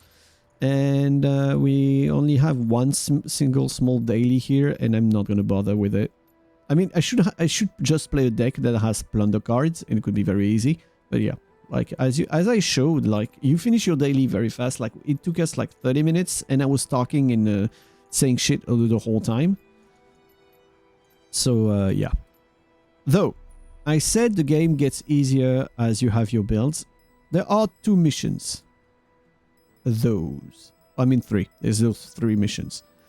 Those 3 missions are basically built around you need to create the most bullshit broken deck to even be able to play against those. Especially those two. Like the only hero I finished it with is Aurelion Sol, because Aurelion Sol doesn't lose. Ever. It's impossible to lose with Aurelion Sol. Someday I'll show you guys a run with him. But yeah, basically, with Aurelion Sol, you do not lose. It's impossible to lose.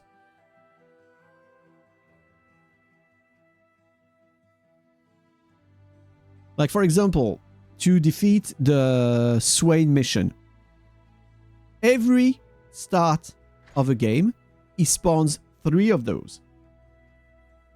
So he has 1/5 units. So units with 5 HP, turn 1, that each do 1 damage to your Nexus each turn.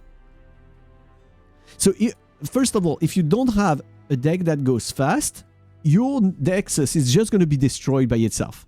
Because all fights have this. All of the fights have 3 of those that spawn turn 1. So if you cannot heal or if you don't finish the enemy fast, you lost already. And then you have this, and every time he summons a unit, he has 50% more of each stat, and they do double damage with their skills, which means that those, instead of being 1/5s, they become 2/7 that do 2 damage each, so you take 6 Nexus damage each turn, starting from turn 1. So the enemy actually has a very broken setup. The only way to survive is to break the game even more yourself. But this is going to be a story for another time. The Stoat is getting hungry, and the Stoat is going to go in waiting mode for a few minutes while I prepare for the cooking stream for everyone. So I will see you guys in around 10 minutes. So I finish setting up also the mic, the lights and everything. And we are going to cook. I'm going to be right back. See you guys.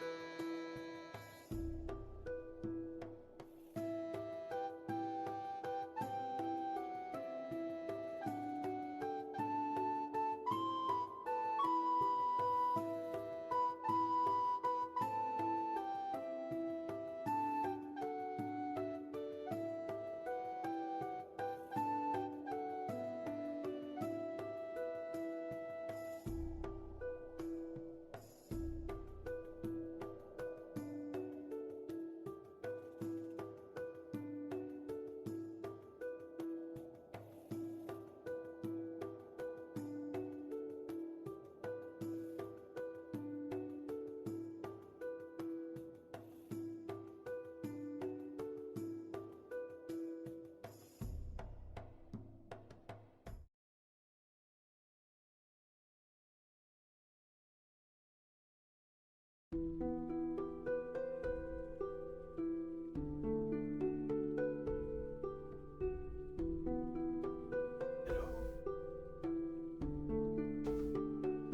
Hey guys. Can you see me? Can you hear me? Come on, Twitch. Please work. I know I'm live. Let me see chat. And for today, I decided that. Hello, Mr. Streamer. Audio very low. Oh wait. I can put the mic higher.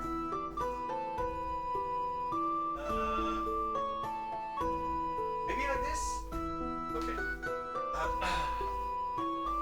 Can you hear me better now? Is the voice higher? Can you hear me nice now? Where's the kilt? Okay, guys, there's one thing you need to know. I wear different clothes. I don't only wear a kilt. Now it's better? Okay, great. So, okay. First of all, I wanted to just not bother too much with a bunch of things today. So,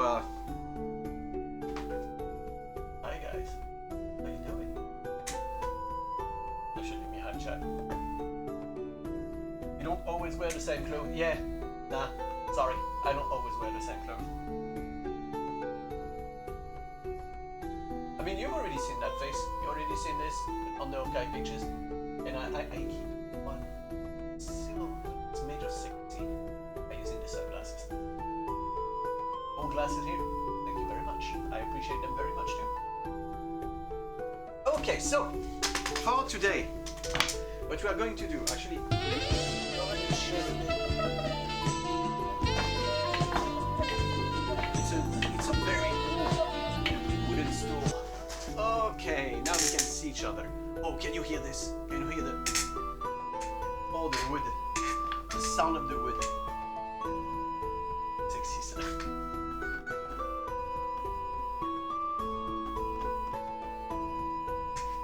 Thanks, the buff. You guys can hear the sound alerts, right? You can hear the sound alerts. You should be able to. You did hear the sound alerts. Please tell me you heard the sound alert. It worked? Okay, it worked. Okay, so for today, what we are going to do is we're going to present our food the traditional apéro way.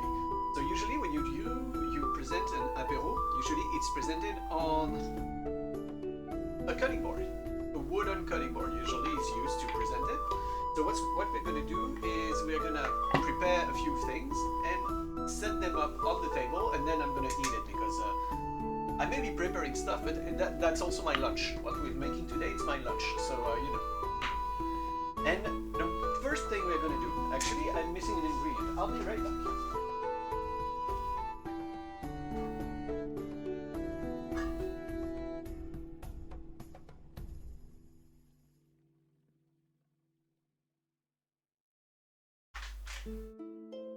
Okay, I was missing more than one, actually. Because I was also missing the lemonade to make the Jacqueline. Okay, so what we're going to do first is the stuff that's going to be put into the oven.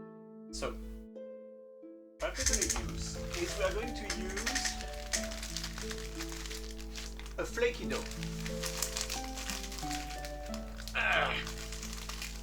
Is open. Okay. We're going to use a flaky dough. I didn't plan for the trash can.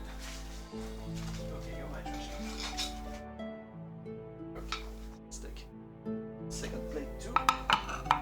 And this is going to be my trash can.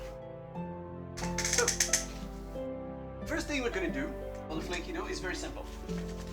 So, what we're going to do is work directly on the cooking paper. So, you can either buy one pre-made or make one yourself, but honestly, I'm still not really terra. You're right, I'm gonna put myself into cooking.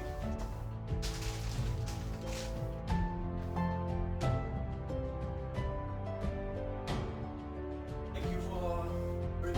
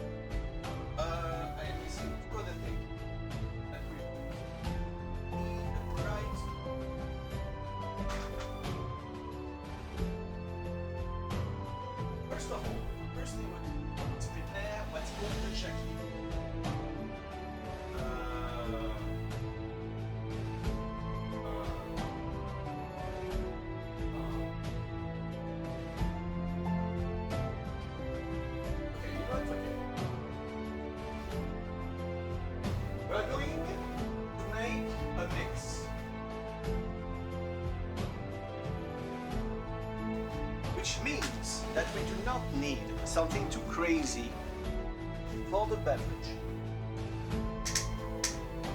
Oh,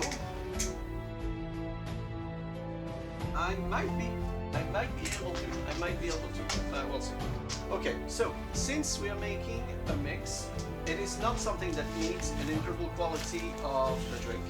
So I'm gonna take my glass. I'm not gonna make more than one glass because I don't want to get drunk.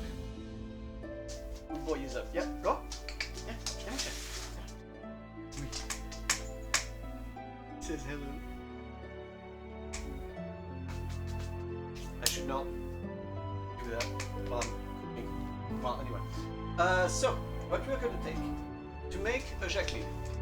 First, you need grenadine syrup. So, originally, grenadine is supposed to be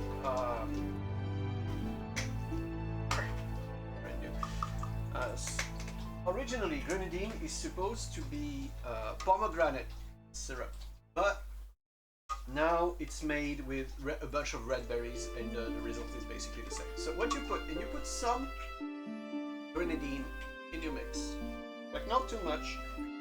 Don't want to make the thing too sweet either, like really just on the bottom. Then add your white wine. Since we're making a mix, we don't need something too crazy, so we're using boxed Chardonnay. So we're gonna add the white wine. Basically to a little more than half. And then we're going to top this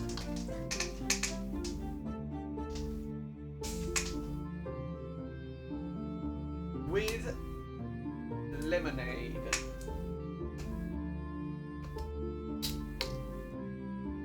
I hate that new system with the caps. Fuck off. Okay. And then we're going to top this with lemonade. I don't needed a bigger glass, but you know. Yeah, I needed a bigger glass. So basically, usually you put the same amount of wine and lemonade, and you have a little syrup at the bottom. And then you have what's mixed.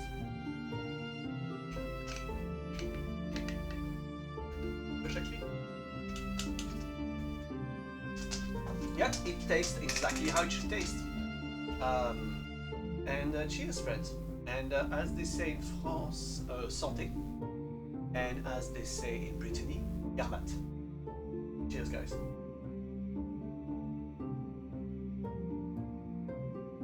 Yeah, it's nice. It's kind of sweet. It's very refreshing. You don't need much. Okay, now what we're gonna make is the stuff that's going to go into the oven. So we take our flaky dough.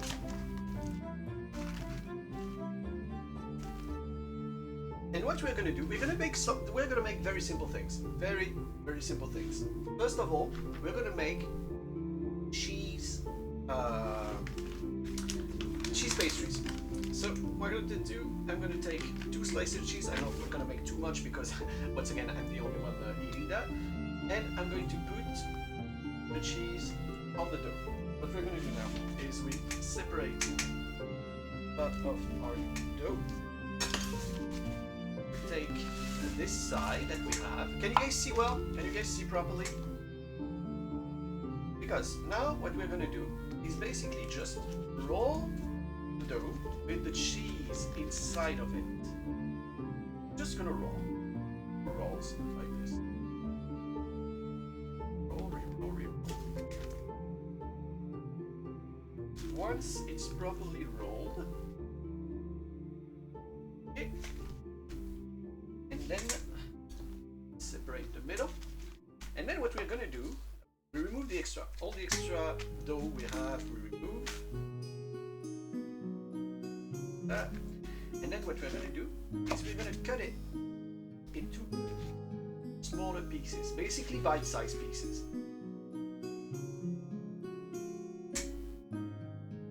I'm putting them in that plate because this is ceramic plate, so it can go into the oven without any issue. Once again, reminder, ceramic cooks at 1200 degrees, so, you know. I nearly read the brands on the lemonade. Yeah, okay. So, we cut our cheese rolls, and we just put them like that. This is a very simple recipe, like as you can see, can be made in minutes. So this is going to go into the oven, and the flaky pastry is going to cook, and we're going to have nice gooey cheese with it. It's going to be very nice. It doesn't take much to cook either. Now, we're going to do another thing. We're going to take, this is basically just tomato puree. It's basically just tomato. It's raw tomato. So what we're going to do here,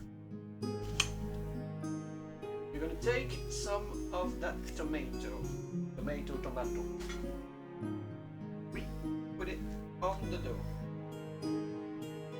We spread it. Imagine like you're doing the bottom of a pizza, basically. Don't put too much, because if it's too wet, it's not going to cook properly. But basically, you want to have tomato everywhere. Like this. And then you salt.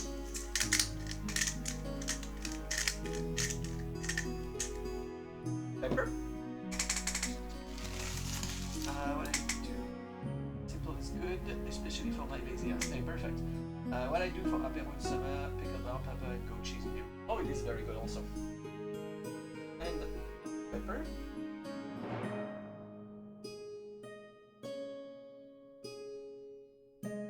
I like pepper, so I put a bunch.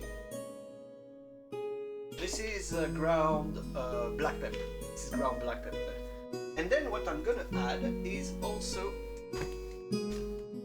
some oregano. So this way we're gonna get basically a pizza-like taste. You know, with oregano, tomato, and all. It's basically a pizza taste.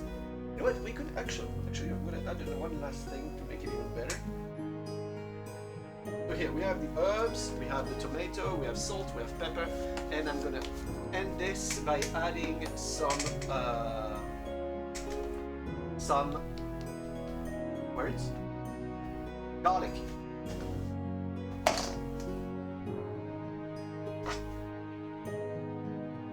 And yes, I know I have a huge fan of garlic in the chat. One person in particular in here really loves garlic. And I can't judge him for that because garlic is great.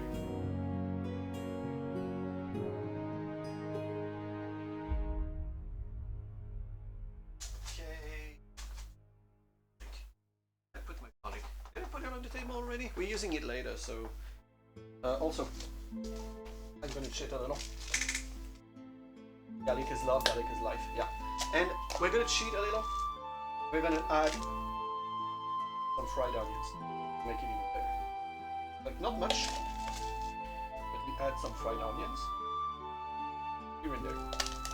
Okay, fried onions. And where the fuck is my garlic? I had garlic ready because I'm using it for the main dish today. Garlic! Where the fuck are you, garlic?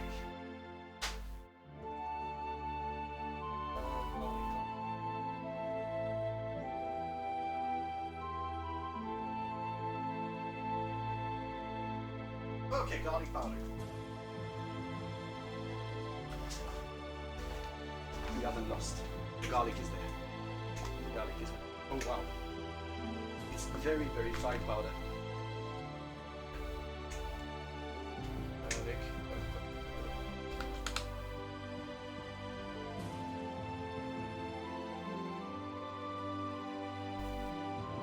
Okay. Garlic has been put on the food. So now, what we're going to do is we're going to do something a little similar at what we did before. And you combo garlic with shallots, offense. I mean, it's great. Garlic goes with so many things anyway. I'm going to roll this too. I'm going to try and make it a little bit different so that we can differentiate them easier. Okay, so we roll this. careful because the dough is very sticky.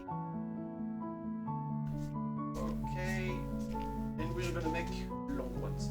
Well, let's just make long ones, like make it easier. Let's make long ones like this. Okay, and well, look at this.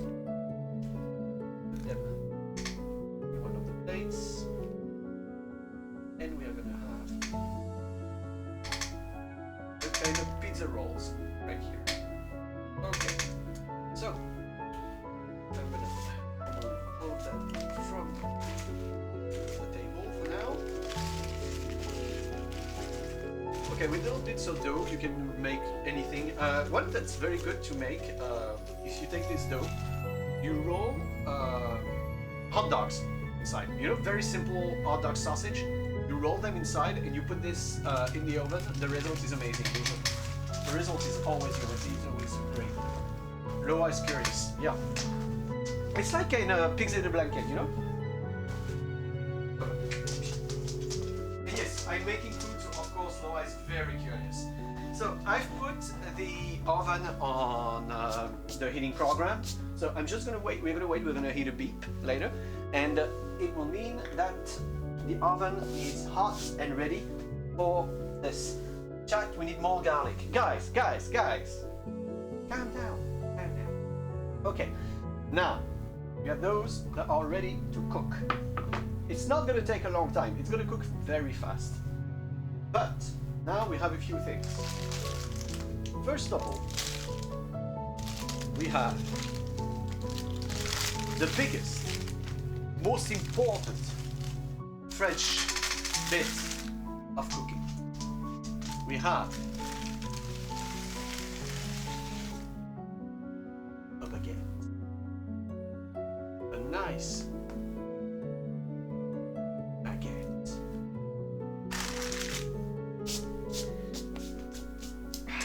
And what do we do with the baguette? Ask. What we are going to do is we are going to make basically toasts.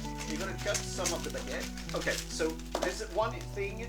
The baguette I have is not perfectly crispy because I had to buy it yesterday because no baker were open this morning in my city. So I had to buy it yesterday. So what we're going to do is we just cut a few slices of baguette. Usually the thinner the better. So what I'm doing is not the better. So I'm not going to make a ton because once again I'm alone eating all of that.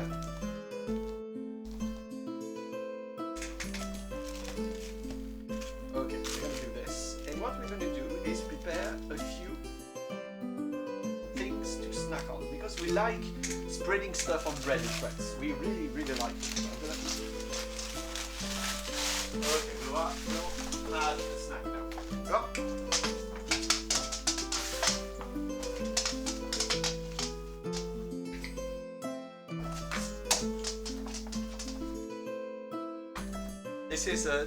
This is the content you came for, right? This is the content you came for.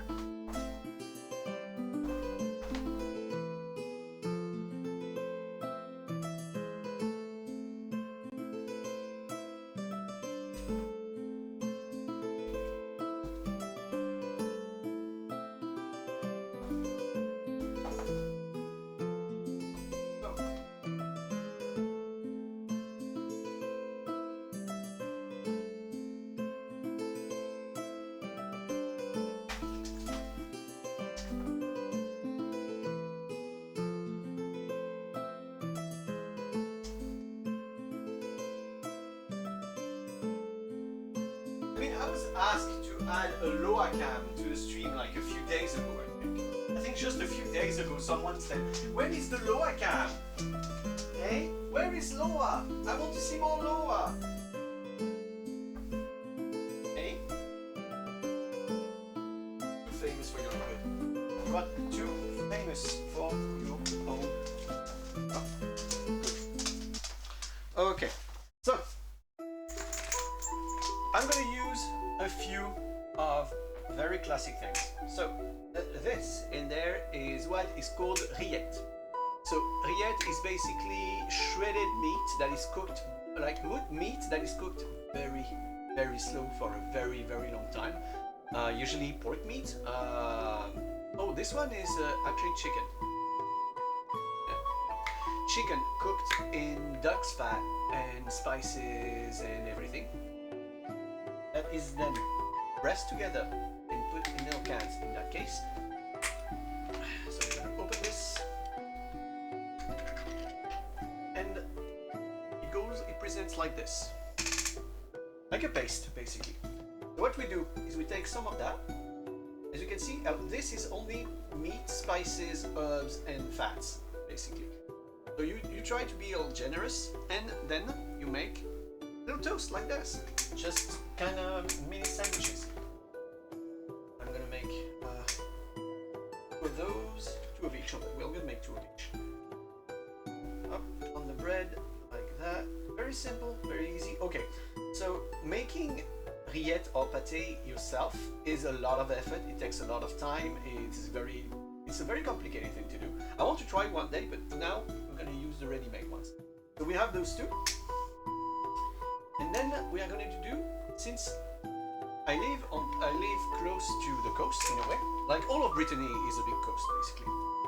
So we are going to use also tarama. Tarama is basically fish eggs.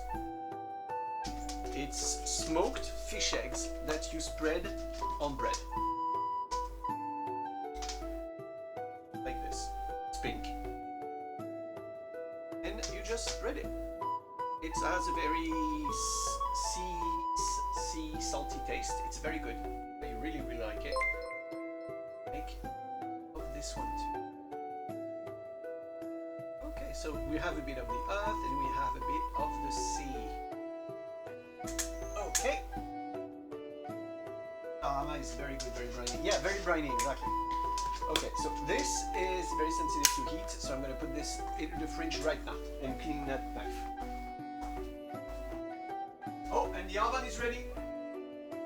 Guys, the oven. I'm going to put everything straight into the oven right now.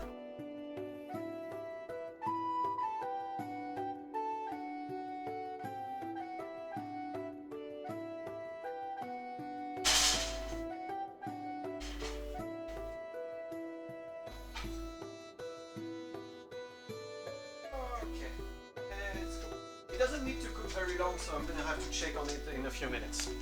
Okay, now we're gonna go for another French staple. The dry sausage, or as we call it in French, saucisson. Now, it is a challenge for you guys. You need to try and pronounce this. Saucisson. Saucisson. Try to, but families start buying whole cattle and get together since COVID. Oh, unfortunate.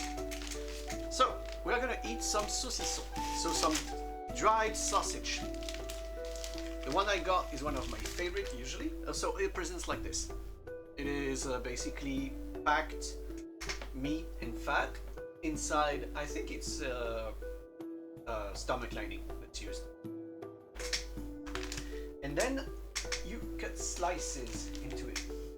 The one I just got is hazelnut saucisson. So there's pieces of hazelnut inside, like whole hazelnuts inside. It gives a very nice crunch to it. I'm not gonna make too much because once again I am on my own. So you guys can see here.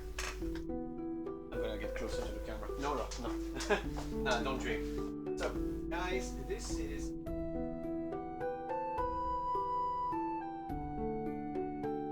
See, you can see the hazelnuts, like the entire hazelnut. And otherwise, it's basically a dried sausage.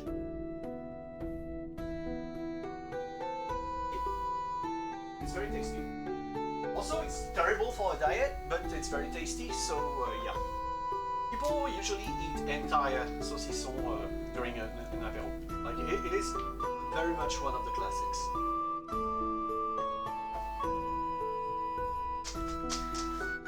Okay. And so to eat it, since the stomach lining is completely dry around, you remove the skin and then just eat it. It's great.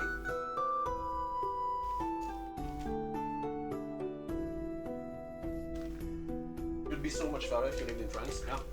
And that whole thing, that's huge like that, it's less than 3 euros. It's not even that terribly expensive to get some saucisson.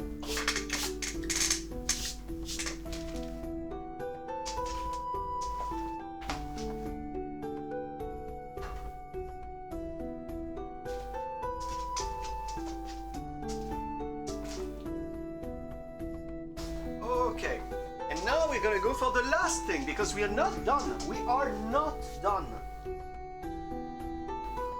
So I'm waiting for the tax. When I answer my yes here. Welcome, I'm very glad to see you. Hello. I'm gonna lower the fucking thing again because I hate that it keeps making noise.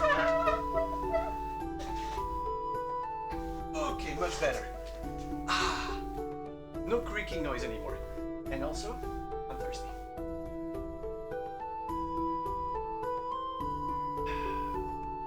Okay, we're gonna make another classic. Here we have fresh goat. Is that goat? It's goat. No. Fresh cheese. Fresh, soft cheese with garlic and herbs. Yes, garlic again. And one of the very big classics of French apéro.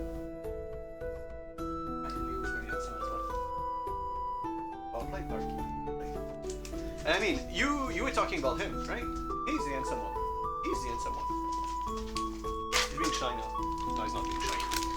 Okay, so what I have now is basically just ham. Come back, trash can. Thank you. I'm not talking about Loa. Loa is not a trash can. So we take just ham, like this. And we are going to spread some of the cheese on the ham. We go generous and we spread the cheese, fresh cheese, the herbs and all, on the ham. Well,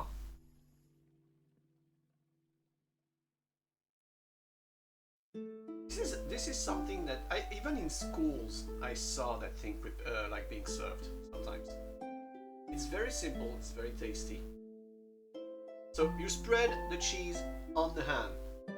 And then, if you followed what we did before, you're gonna know what I'm gonna do.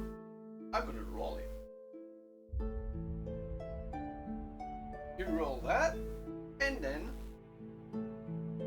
you cut it in bite-sized parts. And then you have a very nice thing to snack on. Take it and have the ham. Nice little cheese.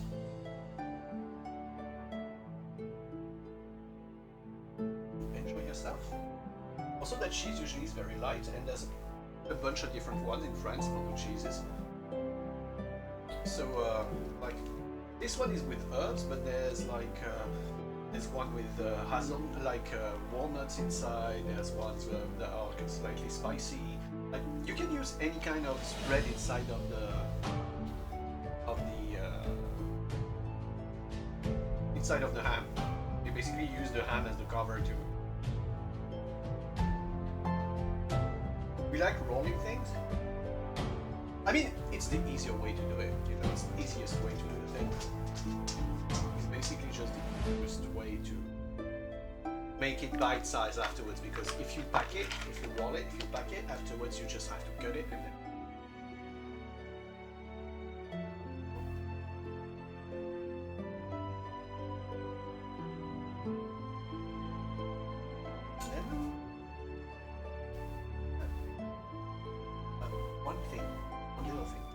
Last cut, it's always better to have a good knife, because otherwise you're just going to squish it. It's going to taste the same, but you know, who are serving this to guests, it's better for it to be ready.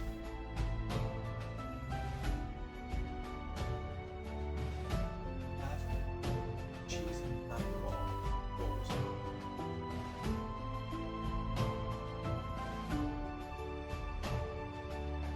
This one is really so.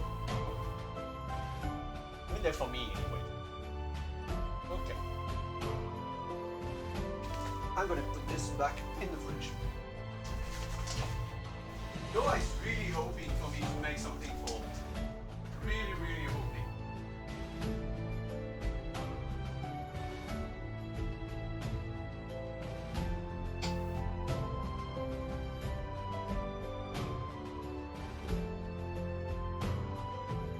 And our stuff in the oven is almost ready. It is almost ready, guys.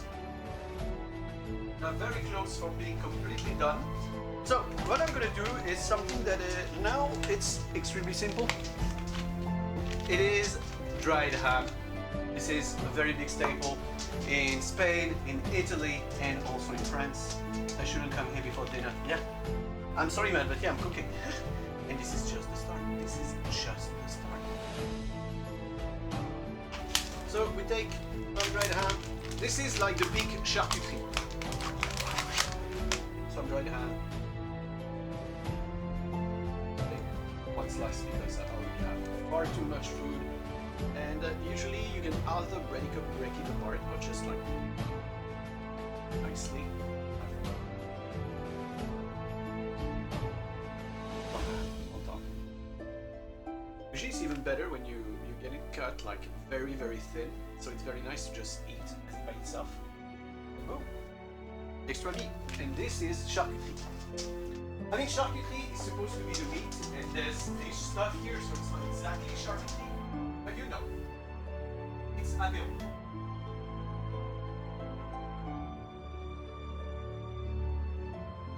Okay, I think the stuff in the oven is ready.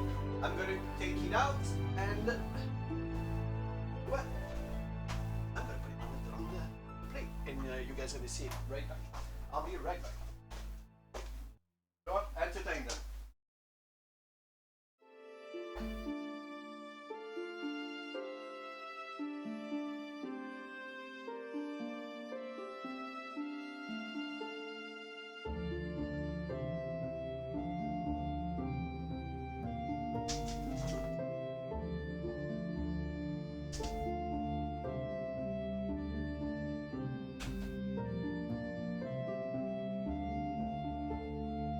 Where the fuck did I put my oven mitts?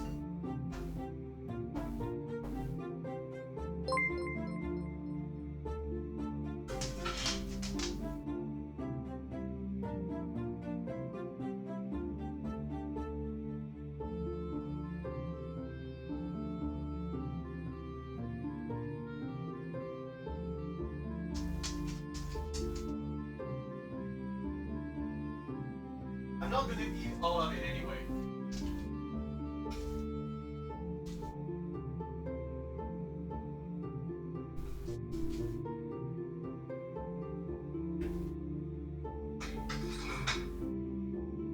Cheese.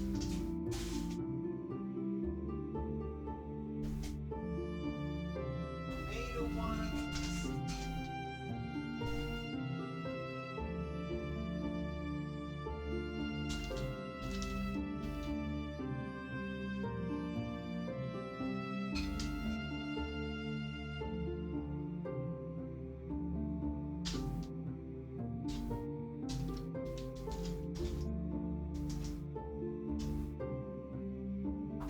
Okay.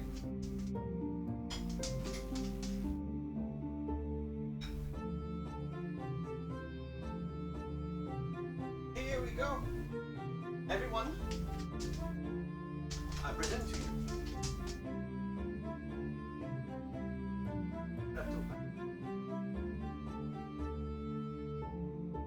with cheese bites and what's basically a tomato hot pocket. I guess at this point those are basically hot pockets. Yeah, here it is. And now we're gonna eat and do it traditionally. So we're gonna have drink, some food, and while we are doing that, we're just gonna chat because we just want to have a good time with those. I'm not gonna start with the hard stuff because I don't like that. So, bon appétit. Okay, I know it's mealtime for a bunch of you guys. What are you guys eating? What are you guys making and eating?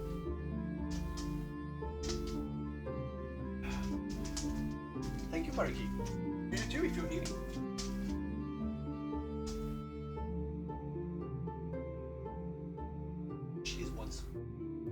always love those.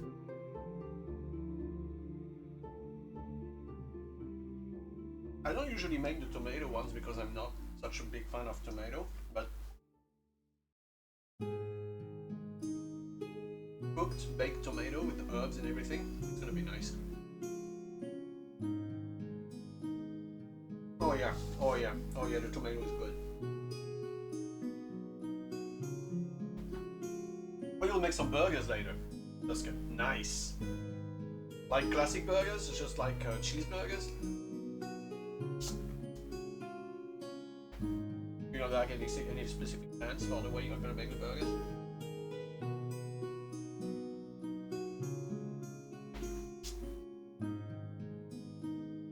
Oh, you're waiting on the pizza, Phoenix. Nice.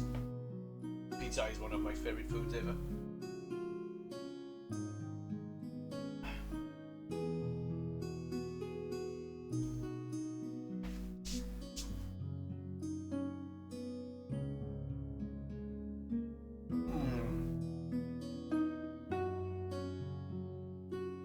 Vegetarian burger with sweet potatoes and goat cheese. Ooh, nice. And you make stir-fried black pudding. Oh well, the French boudin noir. So it's the French equivalent. Basically, boudin noir is the French equivalent of black pudding. So some salad. Yeah, usually it's good to have some salad with something like black pudding because since the taste is very, very strong, very it takes your mouth. It really takes your whole entire mouth. It's nice to have something fresh like salad. Okay, let's eat some of the rillette.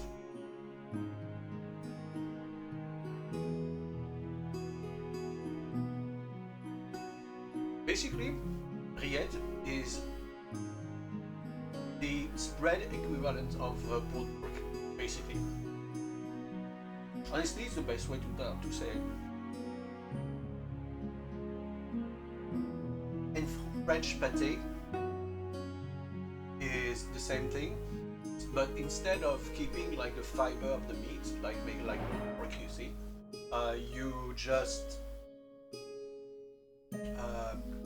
ground the meat completely, spice it, put herbs and everything, and make it packed so that then you can get it to slices and then spread on top.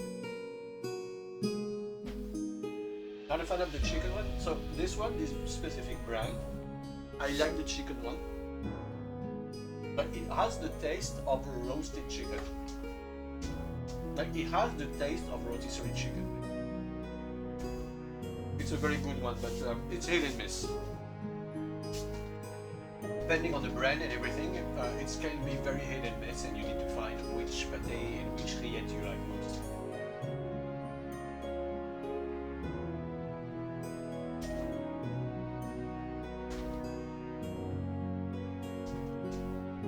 Mixture of which chicken is what you don't like. Oh, okay, I see. For dinner, it's broth with noodles and cutlet with potatoes and salad. Traditional Polish dish. Oh, I should learn some Scottish. Scottish too. I want to learn some Polish cooking, Polish cuisine.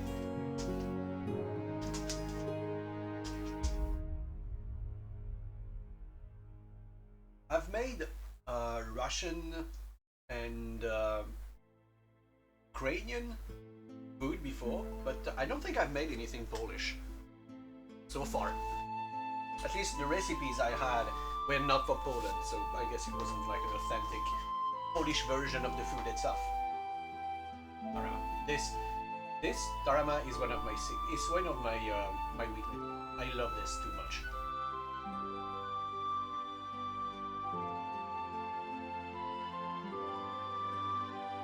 Phoenix, I will not try to pronounce that.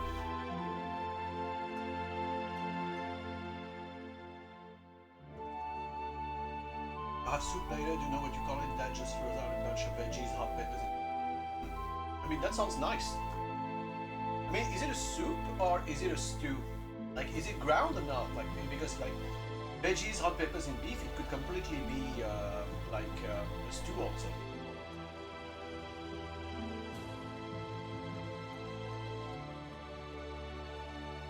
PH is and W is V. We'll try now.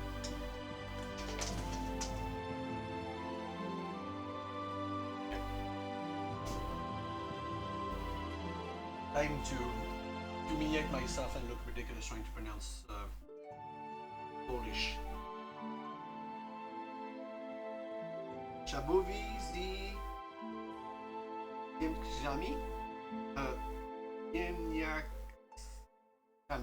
Ziemniakami.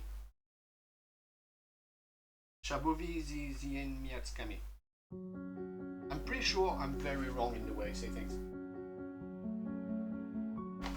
Oh! TZ is ch, okay. Let's try again.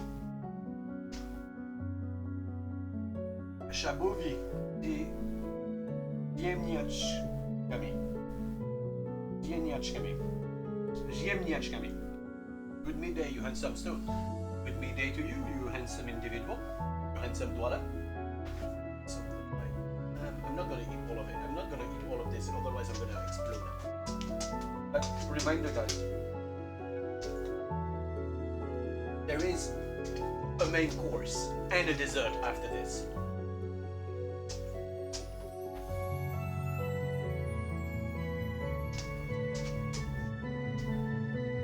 The ham, the white ham with the cheese is so nice.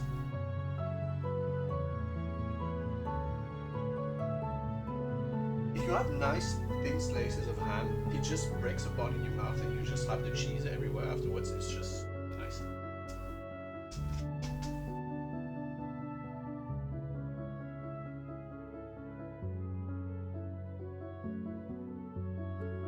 This is a Jacqueline.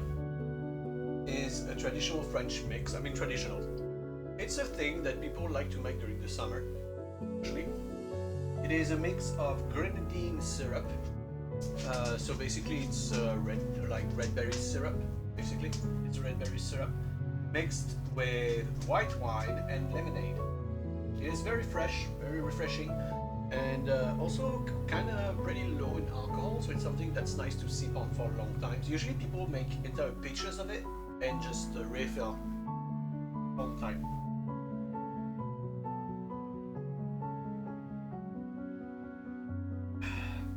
You basically don't taste the alcohol at all when you drink.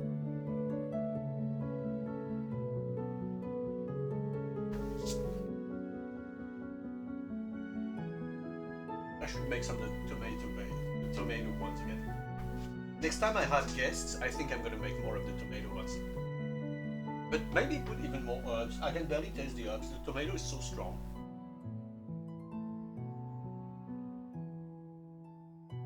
Oh, you never had dry white wine? Yeah, something you should try someday. Oh, maybe you've noticed. Oh, I see. I'm just gonna.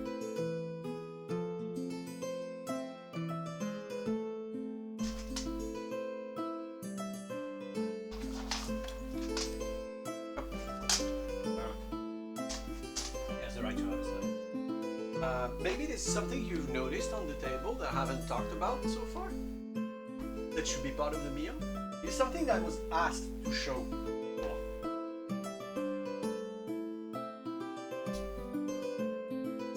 What could it be?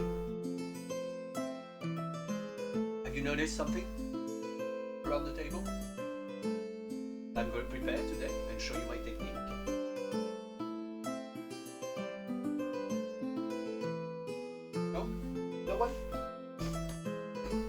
Sometime I'm gonna keep on eating. No, the whipped cream is for dessert. The whipped cream is for the dessert.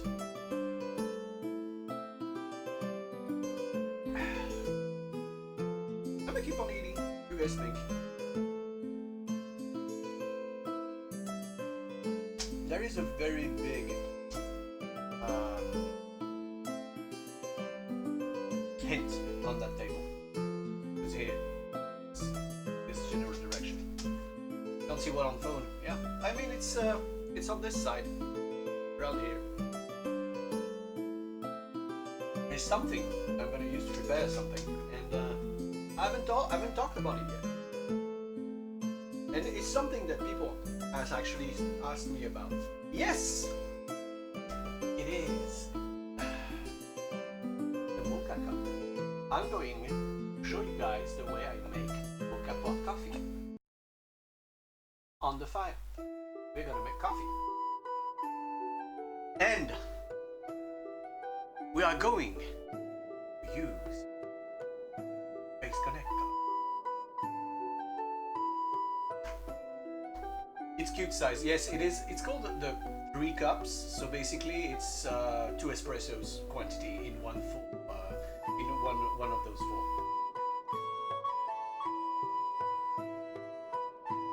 Which menu are we having today? Today we are going to drink Clara. Caminari Clara. Caminari Clara. Sponsored by Face Connect. Man, I wish. I wish. I'm not sponsored by Face Connect. Man, if they sponsor me and send me the coffee, I'm gonna drink it all on stream. I'm gonna try the recipes and everything. I don't care. I'll do it. Drinking some maple juice. No, it is not maple juice. No, it is Clara. Clara doesn't taste like maples. What do they? What sentence did you make me say? This is your fault. This is your fault. You can add some maple juice. I mean, she's the apple princess, so maybe there's going to be an apple aftertaste. I don't know. Okay, that's enough of this. We are gonna go to cook the main dish, which, as I said, is a pot of mussels. I'll be right back. I'm gonna check. I'm gonna get the ingredients.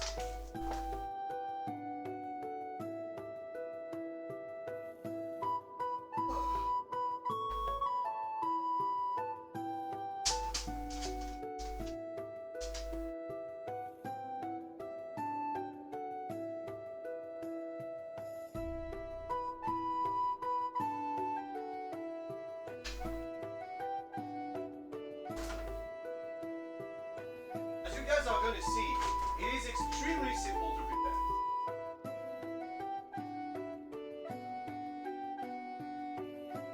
So, to cook the mussels, you take your saucepan.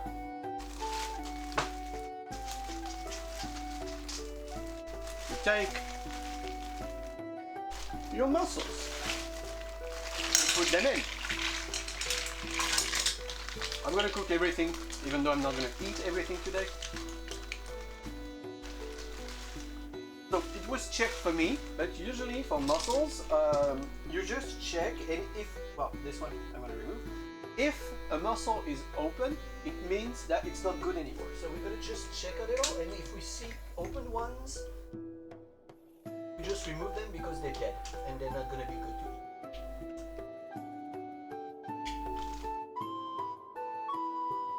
Like, if they don't close, it means that they're not breathing anymore, basically. This one has closed by himself, so no. This one is dead. That's good, good, good. This one has nothing. Like in the bag. Oh, one thing, guys, if you buy mussels, there's something that is very important to know. Buy them at the very last moment before you want to eat them. It dies extremely fast, and it becomes terrible extremely fast. So, like, I bought them yesterday afternoon. There's a touch that are not good anymore.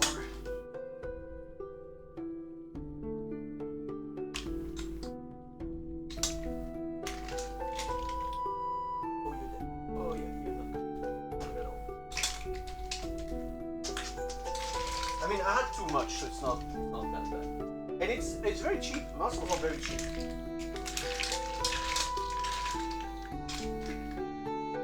Oh, you're joking about that. parakeet, but do you know that for LOR mussels are actually a very nice crunchy thing. LOR? You know?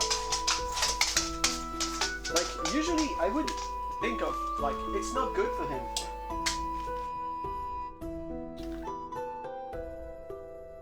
Most of them are closed. Okay, they were tired. Which, since they were in the fridge, I think a bunch of them were like sleeping. And now they're waking up and they're like, why is my mouth open? I'm not supposed to open my mouth. Shit, they're all closed. They're all closed! Guys, they're all closed! They're waking up! Okay, this one is not waking up. So, muscle, LOR. And can you hear that?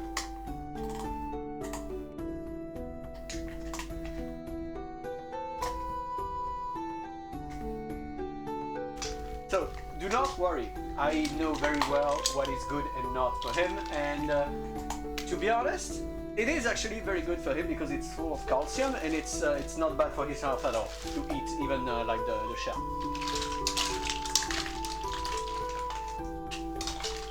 Let's keep on having a look.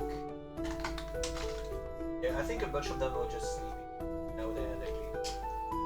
Okay, so what I'm gonna do is I'm gonna go to the faucet and rinse them a bit. Like, I'm gonna rinse them a bit and remove the water, and then we're gonna continue the recipe. I'll be right back, guys.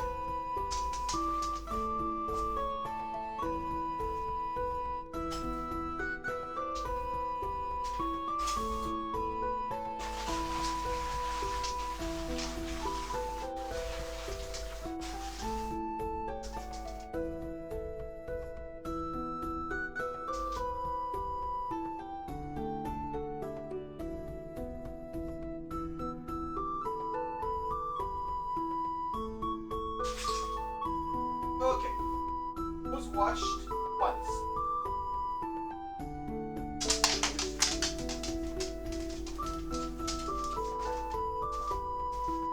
Now, we still need some ingredients.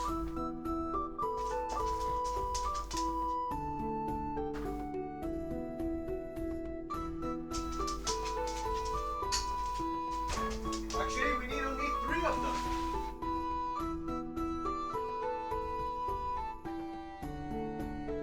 Ingredients in question are white wine, fresh parsley, and shallots. And that's it. We don't need anything else. Oh, and one very, very important thing. Do not salt when you cook mussels because they're gonna spit out seawater, which is going to put the salt inside of the recipe by itself. You do not need salt. Most seafood when you cook it.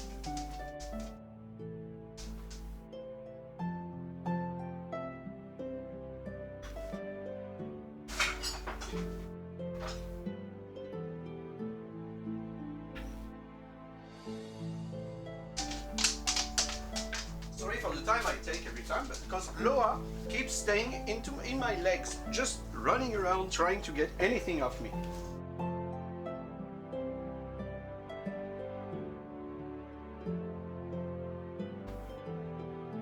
I thought it was you crunching the shell. No. Why is that peach head anime girl in the background behind the bars? Here? There's something that is actually very dear to me. It is a limited signed edition of the movie Paprika.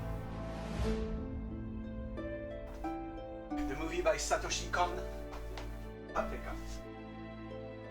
That's what it is. It is a DVD double edition with DVD and making of and everything.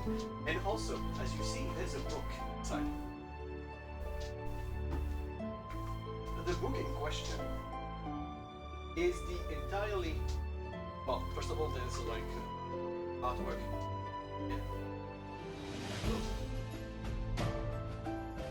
Like original drawings of the characters.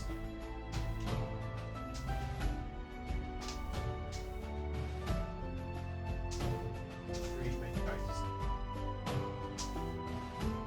And also, the biggest thing we have in this edition is that book. The book in question is entire drawn storyboard by the director.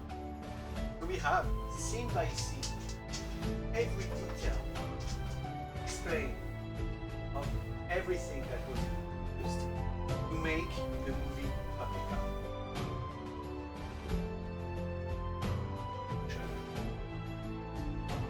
Like we have the entire storyboard basically. Scene by scene with all of the text in Japanese, the original version of everything that the director chose for every scene. I'm a huge Satoshi Kon fan. And that item is actually something that I lost in the house fire.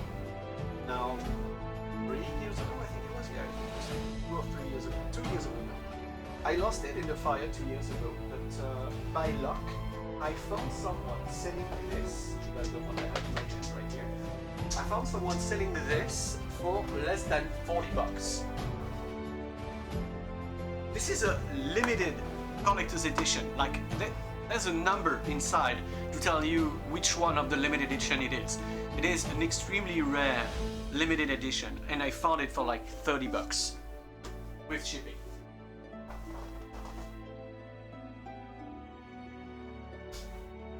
Okay, let's get back to cooking. Oh, the envelope with the art, you're right. I'm gonna put it back in. Want to damage this.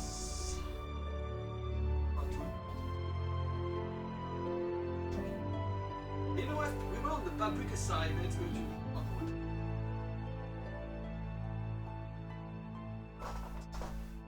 And Loa is right here under the table.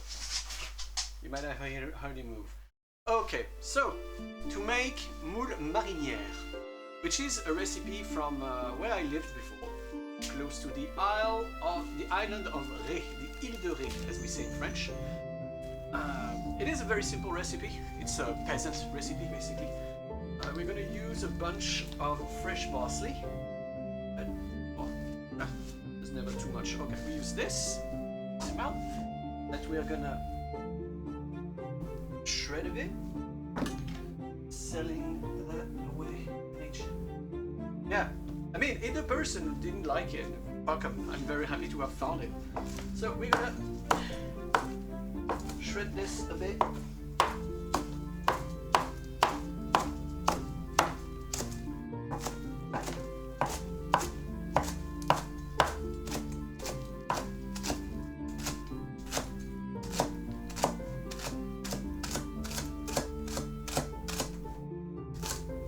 And yes, I also like the branch in parsley. So you use a ton of parsley, basically. I like the branch, but just not use it. The trash, and then we make it in smaller bits.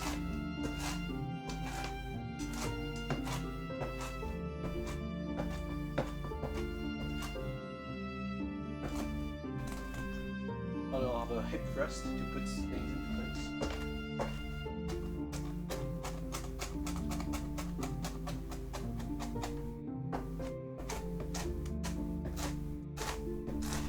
Oh, that noise is satisfying. Oh, I like it.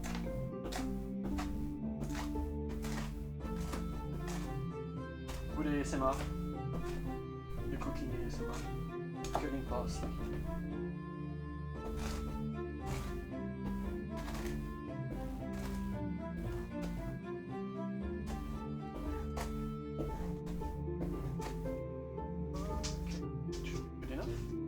Now we put all of that inside of the pot. All of it. All of that in the pot. Also, one thing, guys, when you put a ton of herbs like this, the smell it's gonna have when it's cooking is gonna be divine. Like, actually, it's gonna be incredible. If you've never done that, especially since it's gonna be steamy, oh boy, it's gonna be so good. The smell is gonna be incredibly nice. Okay, and now we take care of the shallot. We're going to shred thinly also.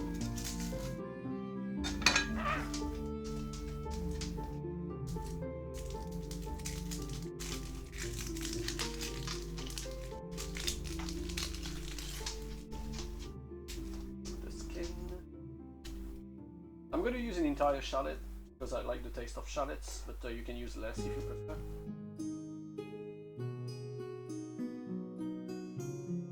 Remove the top layers, dry. This has good. Okay, and then we're going to cut this.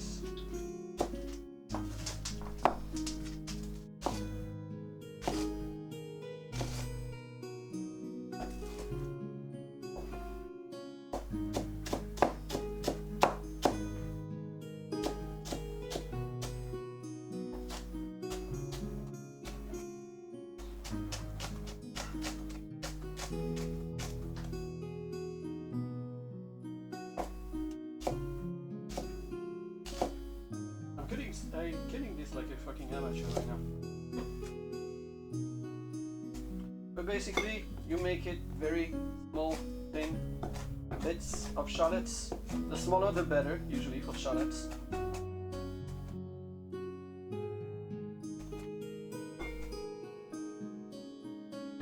Get out of the way.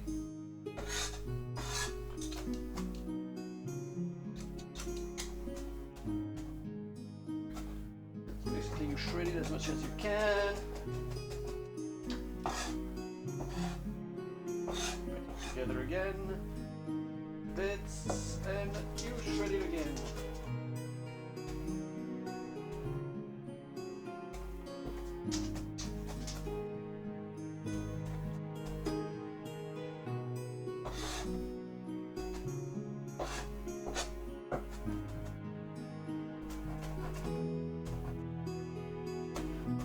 Okay, should be good enough. So, now we take all the shallots, put it in the pan. In English, that's a saucepan, right? That's what it's called. It's called a saucepan, right? I don't mistaken. I think.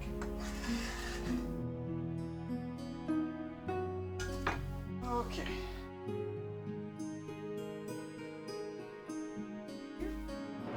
And then, what we do? Take this, and we had that. This is the equivalent of 30 centiliters, or basically 2 glasses of white wine.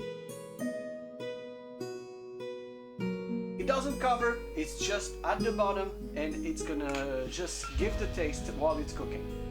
Now, I'm gonna organize things a bit, and we are going to cook this. It also doesn't take that long to cook. So, I'm gonna remove that, and nice and clean for us to cook.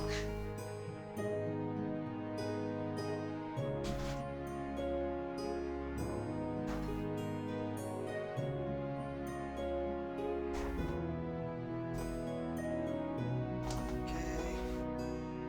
Clean the table a bit. Good reflex to have actually. Always clean as you are cooking. Otherwise, it's gonna be a pain to clean everything at the end.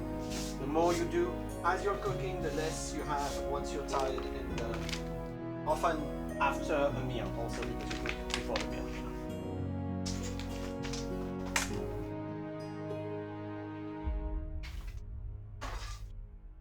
Good reflexes then. Good reflexes, you know?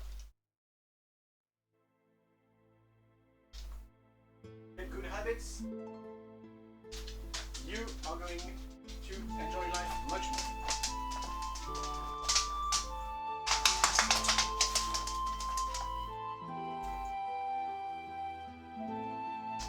I know you saw that.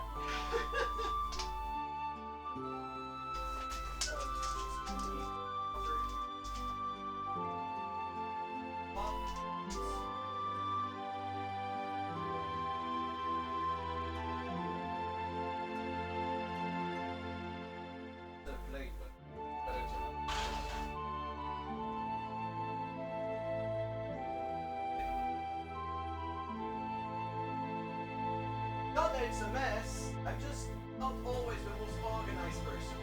Let's just say. I'm just not always.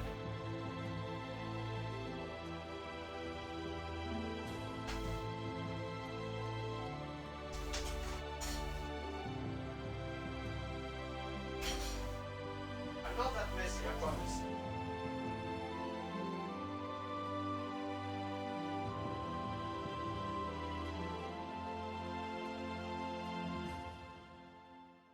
Okay.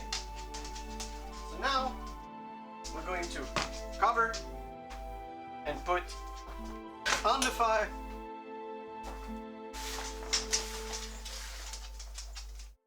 And just hit it. And now we wait. Honestly, now that is literally the only thing we have to do. We just wait. It's gonna cook by itself now. All the mess afterwards can be truly daunting. Yeah, it can. I now have such a small kitchen, I can't do anything about cleaning half the time. Yeah, understandable. So yeah, so this is everything that you had to do to eat the meal I just presented to you guys. More parsley. Wait. Eating before you look now is so good. Hey, enjoy yourself, man. It's important to enjoy yourself. Gonna finish the Jacqueline. Noah is looking at me with the passion of the end of the world in his eyes. Oh, okay. You know what, guys? We're not gonna lose time, and we are going to start and grind the coffee. Yes, I have a hand grinder, so you're also gonna hear all of it. I'm gonna get the coffee. Be right back. The Clara coffee is Clara. Wait, Clara. Not hiding. Oh.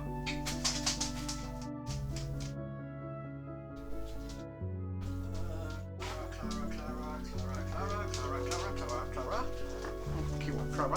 Clara. Here. He loves bread. He loves bread for some reason. I don't know why. But bread is one of his favorite snacks. It's one of the only snacks he actually takes the time to chew. He actually enjoys the bread. I guess he really is French. He likes baguette. He likes the baguette.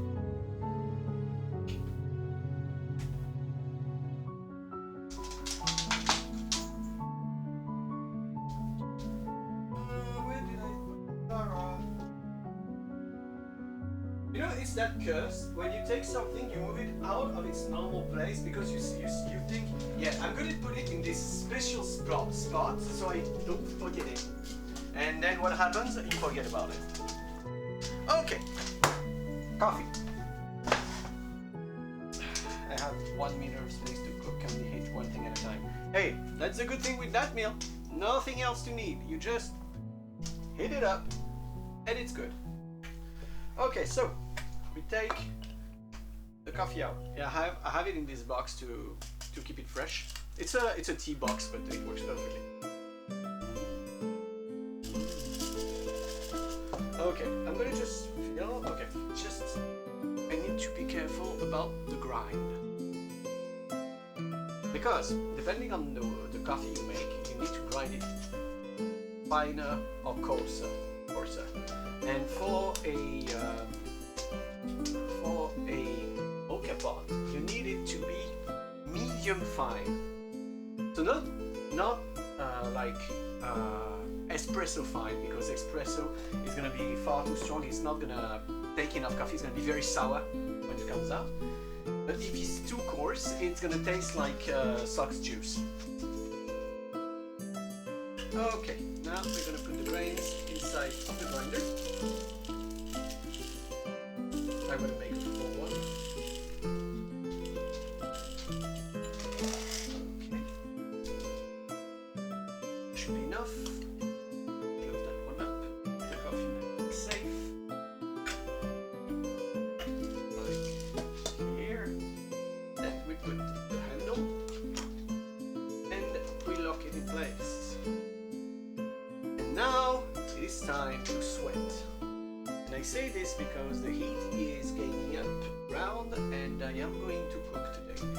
But now, okay, we do a few turns. Check. Okay. And now we check is right.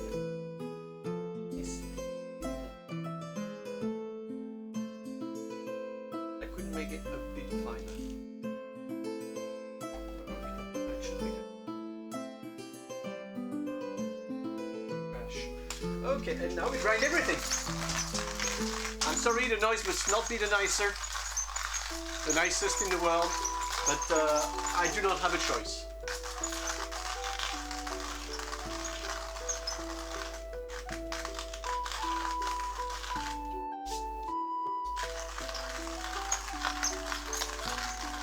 And now we grind. We grind the Clara.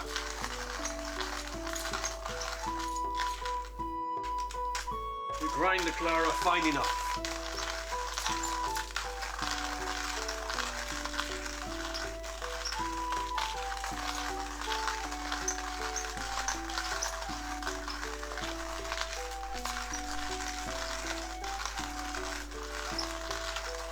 The reason I'm making that much, I'm not gonna need that much for the mocha pot, but there is one thing that's very important.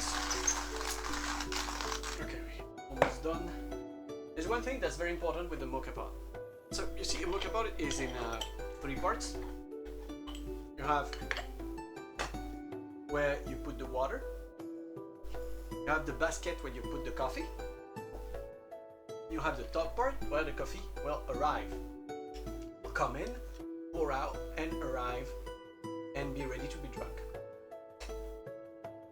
Thing is, to make a proper pot of mocha coffee, you always need to fill the basket. If the basket isn't completely filled, it is not gonna be as good. It's not gonna be good, and the coffee is not gonna be tasty, honestly. It's not gonna be good, usually. Or it's much harder. So you always need to fill the basket. But I'm gonna show you the whole technique afterwards anyway. Oh, I can. Like this anyway. The Ooh Apple Princess is no more ground to fine bits. Yeah. Let's go. We're exercising here. So I could have bought an electric grinder, but the reason I like this one is that it actually is a real ceramic set of teeth, like right here. The thing in here is made of ceramic, and it's much better to use ceramic to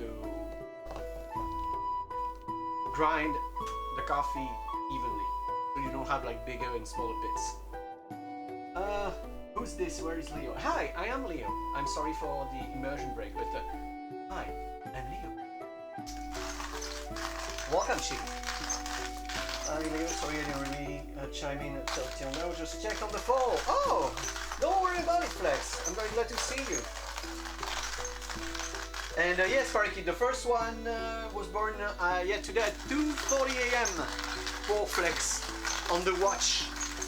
On the lookout for the fall. All this time. It is halfway done. There is another fall on the way, and he doesn't know where he's gonna come either.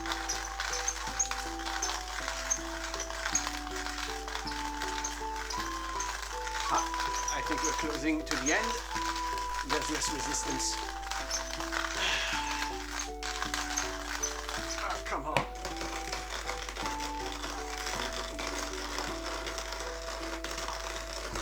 Isn't the noise too horrible for you guys?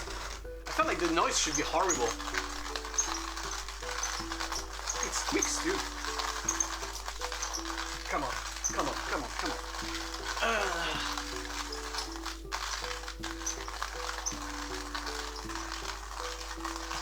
It's fine. Hey, if it's fine, I'm happy, you know. But God, the fact that I can see her up and about has been a more boost. Of course it is. Of course it is, man.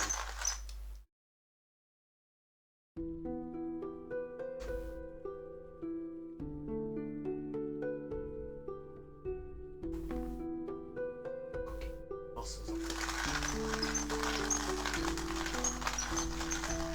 I've heard mine versus Mon versus himself, but not Mon versus coffee. Grinding coffee by hand is work. It is work. It works your forearms a lot. No.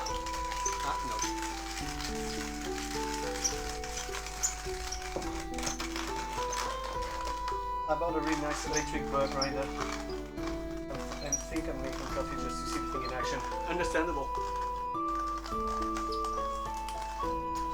Always closing to the end. I think.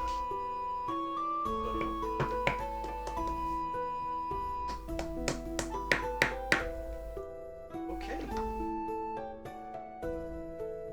Oh, the smell which is great. Which is when you just ground the coffee.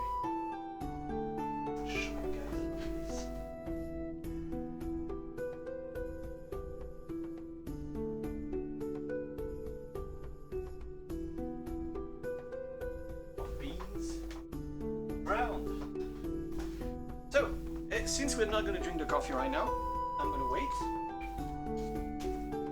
and put it back on, because if coffee stays in contact with the oxygen too much, it gets more sour. So it's to just keep it nice and good. I'm going to take a plate for the mussels because they should be very soon. With a plate, it's usually more and you can take a bowl. And I just thought, what? Perfect. No, it is the hazelnut bowl. I'm gonna use it. I mean, you know what? I'm gonna use it. It's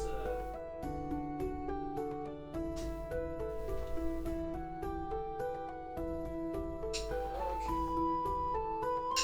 And in case you wondered, yes, once again, it is ceramic because I only have ceramic in this house. Clara dust. The uwu apple dust, exactly.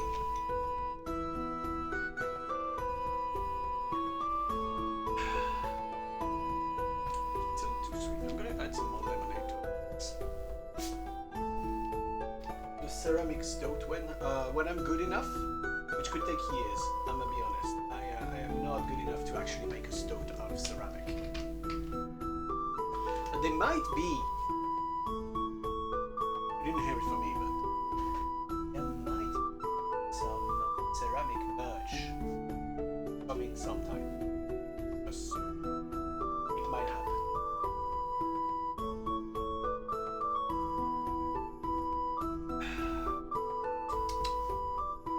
That's good lemonade. That is very good lemonade.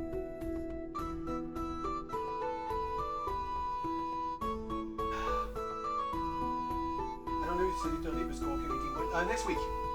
Next week, I'm not doing it like impromptu during today's stream. It's gonna be next week. It's gonna be a stream just for the insect eating. And no, I'm not showing them to you guys yet because I want you guys to, as me, because I haven't opened the boxes. I just opened the box I got in the mail to be sure that everything was in it, but otherwise I haven't seen any of them. So yeah, we're gonna discover that too. I am not going to this.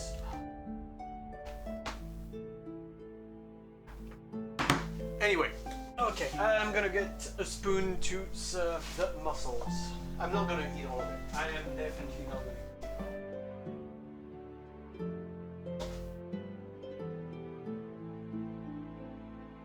Okay. So, Lotto.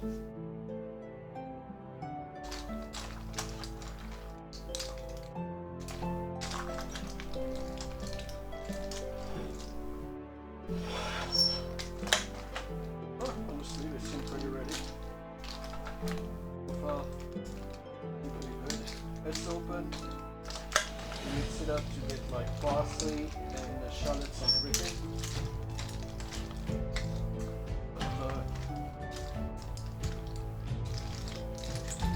Yeah, honestly, I think it's cooked.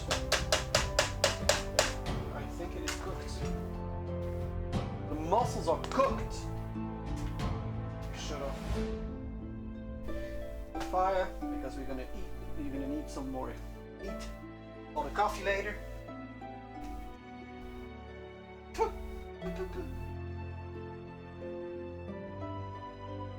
Stream will be fine. It'll be fun. It'll be fun. Fun.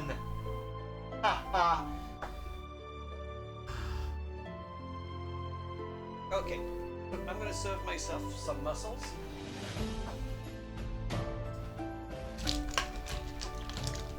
Not too much because I've already eaten a bunch and there's a dessert and coffee.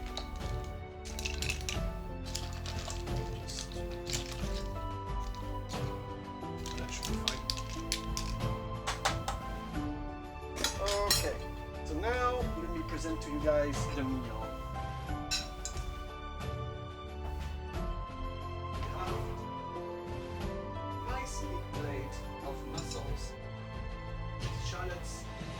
Shallots, white wine, and parsley. And so, you might notice that I do not have any cutlery. I don't have a knife, I don't have... Wait, water on phone, water on phone, water on phone.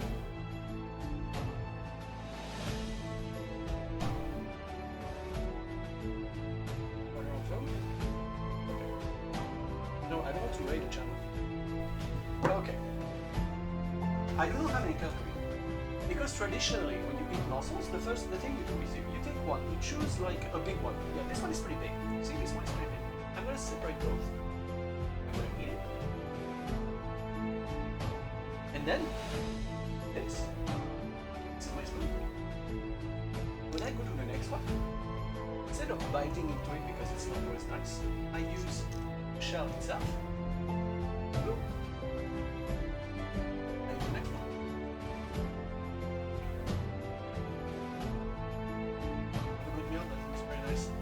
Thank you very much. Welcome, Marika. Yeah, it's traditionally what we do. It's what we do traditionally to the mussels. Since the shape is already spoon-like, you just use it to spoon the next ones. No, I'm eating it like a very simple way. The moule marinière, this one is one of the most simple ways to eat it. But a bunch of people like accompanying this with a plate of fries, like of French fries. It's something that came from the Belgians. The Belgians love adding like a plate of fries to the rest. Oh, excuse me, guys. I'm just I need to. Yeah. So as I said, right after this, we are gonna make. Some kind of a red berries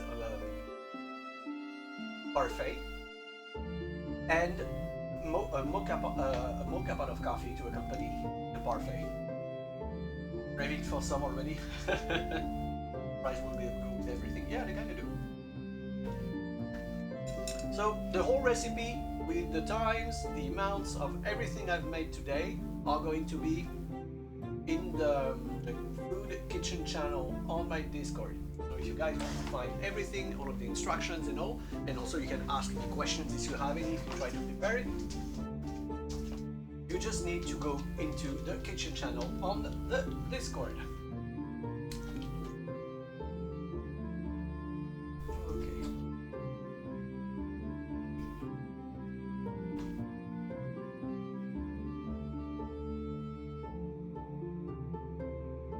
The fresh parsley is also very nice because you have the brininess, the brine from the mussels. You have some tangy taste from the shallots, and then you have a fresh herby taste with the parsley.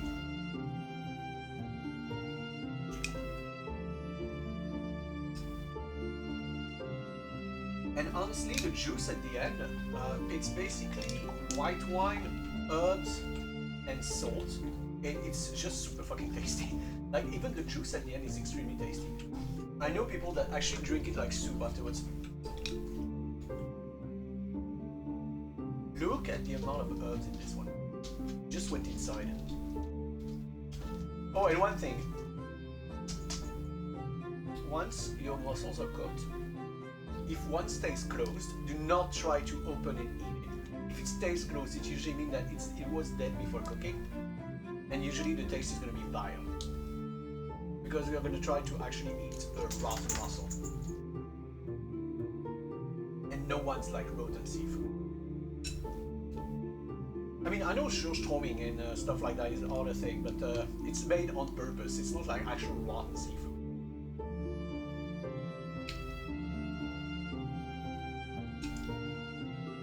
I don't eat much mussel nowadays because nice recipe. I mean, this one is very simple. You see, you just, like I said, you clean them once, you put them in a pot, you add shallots, parsley, 2 glasses of dry white wine, and you cook it, and that's it. Mussels are usually very simple to get because it's very easy to grow them. And it's also most of the time very cheap. Like that whole pot cost me €4, I think. I think it was 4. Yeah, it's very simple.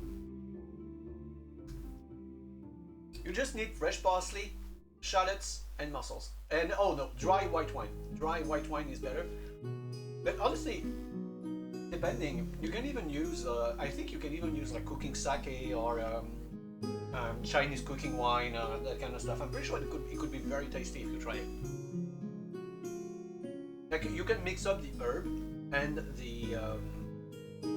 the wine and you put to cook it, because what you do is, since you only put the amount of 2 wine glasses in it, like around 30 centiliters, basically what it does, it's when the heat comes up, it makes all of the mussels spit out all of the seawater they have inside, which then in turn gives the water in which they steam. And the wine, herb, and the shallots give the taste to that steam that then gives the taste to everything. And then in hot pots very often it's just boiled and it tastes very boring. Yeah, I understand. I mean, that's the reason I put so much parsley in the meal in that pot. I put like whole branches of parsley in there.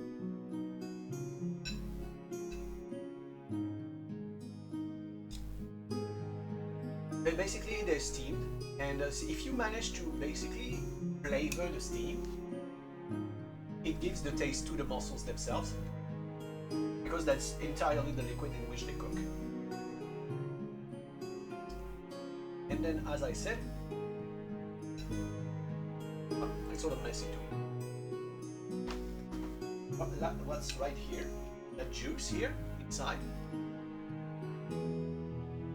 it's a mix of seawater, white wine, shallots, and parsley, and mussels. There's also a mussel taste. It is very, very tasty. Makes for a very nice light broth. I think you could even keep all of that and make it a nice like fishy soup to even eat with noodles or something. I'm pretty sure it could be amazing. Because the taste is actually pretty strong, so it sounds good. Hey, I'm glad you like at least the recipe. I try my best to only cook stuff that is doable without much cooking experience or without knowing much about cooking.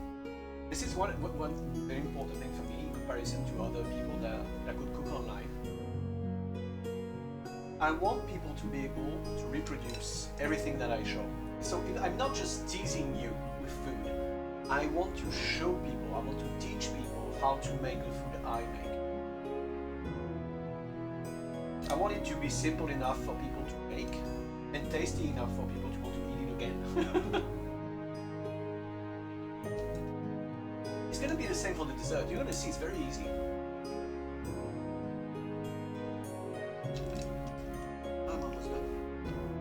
That's nice. Like this is very nice to eat because it's also very light.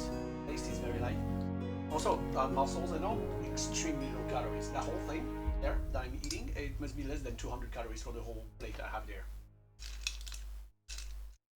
It is extremely low calorie to eat mussels. It is very efficient. It has proteins, it's very tasty, and it's very low calorie. So if you're on the diet, mussels, the way to go. Don't get too much of a plate of fries on the side. Right, you know. Air fry them, and potatoes are actually pretty nice. Okay, I'm gonna put this in the trash. I'm gonna put this away for now, and we are gonna go take care of the coffee and the dessert.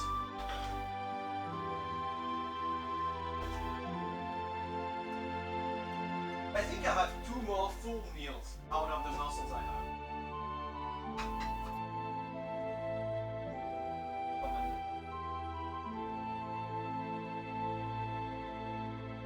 But yeah, we have everything I've eaten already, and we're gonna still eat. That was enough for now.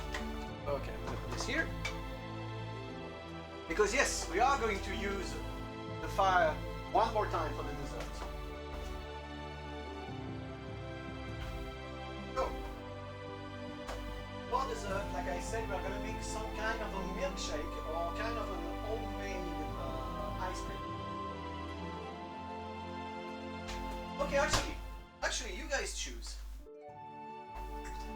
It's gonna be you guys' choice about the taste of the parfait, because it's gonna be some kind of a parfait with homemade, very simple, very fast, homemade.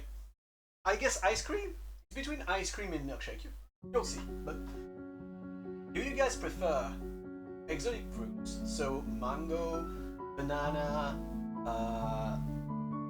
coconut, or do you prefer mixed red berries with blackberry, blueberry, red berries, and yeah, that kind of stuff, and a raspberry or like a raspberry strawberry?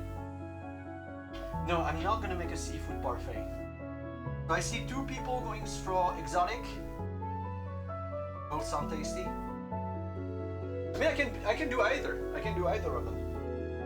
Okay, people seem to really like the exotic, so we're gonna go with the exotic. So you need one thing. There's one tool that you cannot do without to make what I'm gonna prepare, and it is a blender. You need a blender. This is the one and only tool that you need to make that recipe, but you actually do need it. Okay, I'm gonna get the fruits.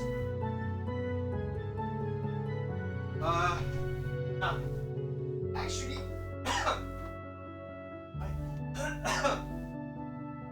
we're gonna make the coffee first. Or we're gonna make both at the same time because it's gonna go very fast. So, the first thing we're gonna do is take care of some of our garnish for the parfait. Because what is better than putting some grilled almond on top of your ice cream? So, what we're gonna do is we're gonna pick it up.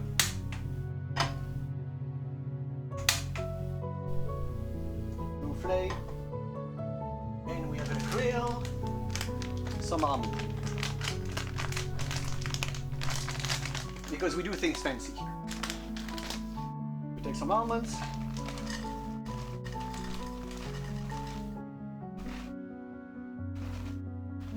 And we're gonna grill them.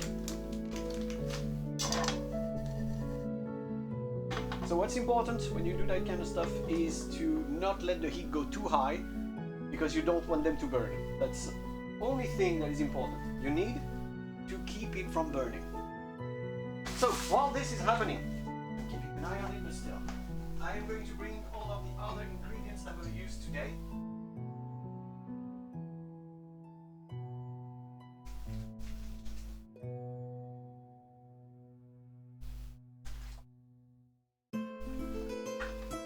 So, we're going to get milkies. And if we want to sweeten it extra, we can use honey, sugar, stevia, or in my case, I want to use some maple syrup.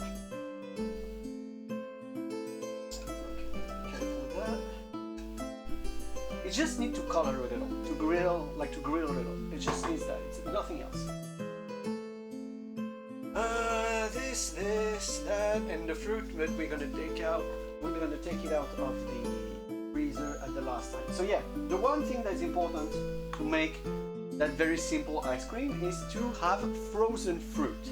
You can freeze them yourself, or you can buy frozen fruits. Or like in my case, I'm going to use a mix of exotic fruits. Okay, it's starting to color a bit. If you don't do that movement, you can mix it with a wooden spoon. Hey, Snow!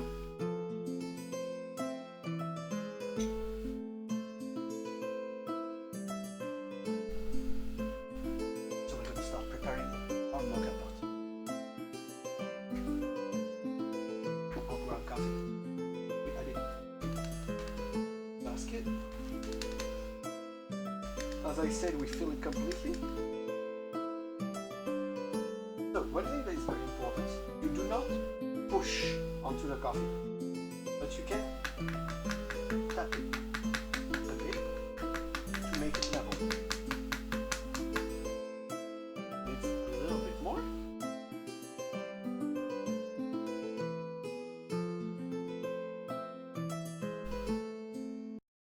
Okay. Should be pretty good.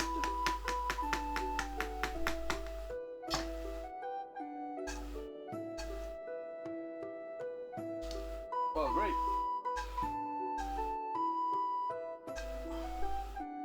Okay, the almonds are ready. As you can see, they took some color. They are now grilled, and so they have that taste of grilled almonds, which is extremely nice. I'm going to keep that here on the side. Empty the pan. Sorry about me, I messed up. Ah, those are mine.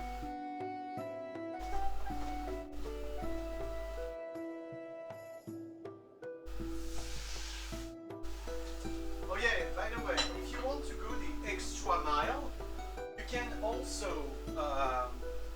put some sugar with the almonds to caramelize them. But it's really, if you are a bad girl or a bad boy that really wants to eat all of the sugar.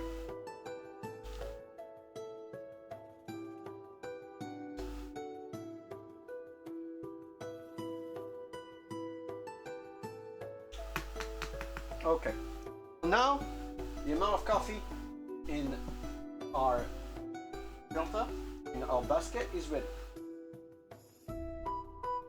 So we are going to have to do something very important with the coffee, is that, I don't know if you can hear from here.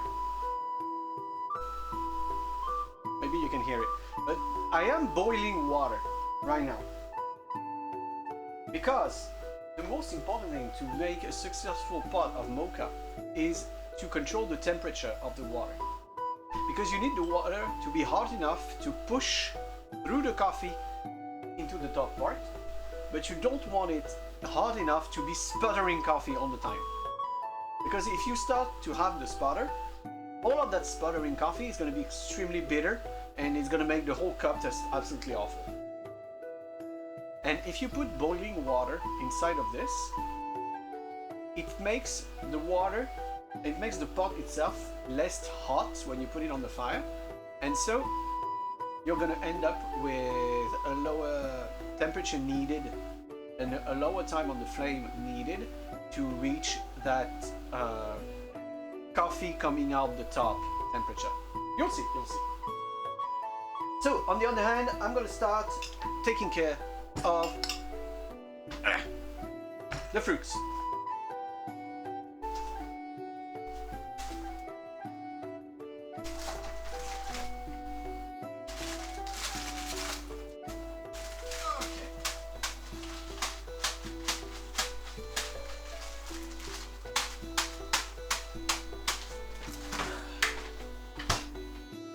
We get our fruits frozen, our frozen fruits. We take a bunch and we put it in the blender. For me, that should be enough. So this is a mix of, let me tell you again. It is a mix of mango, pineapple, coconut, and passion fruit. That's what is in that mix.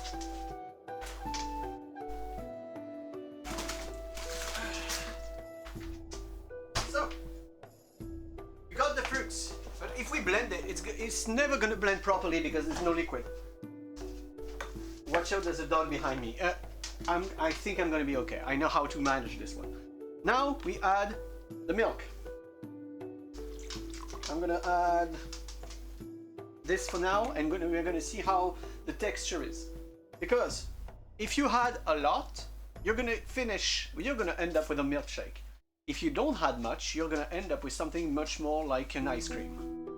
So what we do, we take this and we blend that, baby, very fast.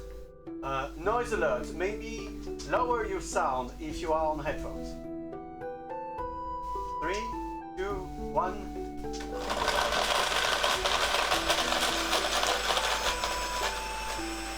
Okay, so it's already not blending anymore. We need at least a little more liquid because that for now it's still hard. It's like actually hard.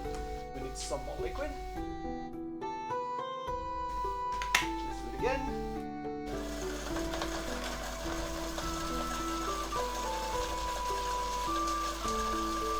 Okay, seems pretty good.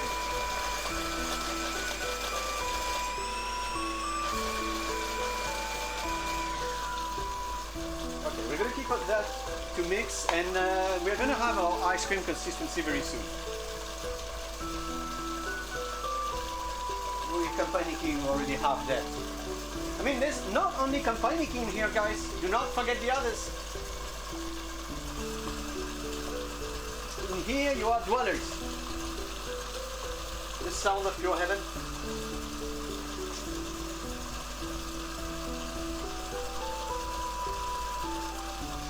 Okay, so the ice cream is ready.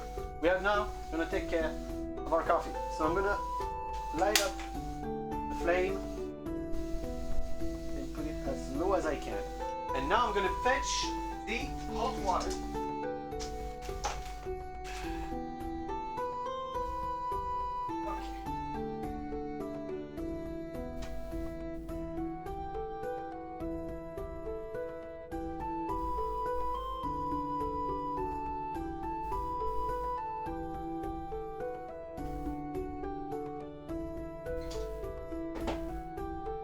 Usually, right level for a mocha pot in terms of water level is right under the level of the little valve on the side. Now, since it's very hot, I'm using a cloth to protect my hand, and I'm gonna I put the coffee. I put the coffee in place, and then I put the top part and screw that back on very tight. You need it to be very tight. You need to push onto the thing. Words? Well, you need to push it to be tight, to be airtight, and then. Okay, it's not okay. The size doesn't work, so I'm gonna keep it in hand. So when you make a mocha pot, okay, I'm gonna get closer to you guys actually. Move that and get closer to you. So when you make a mocha pot, you want the care of it open. Sorry, yeah, my mocha pot is too small, so I'm gonna keep it in there. Okay, you want to brew your coffee while it is open. Okay? I'm gonna lower the music a bit because it's calling.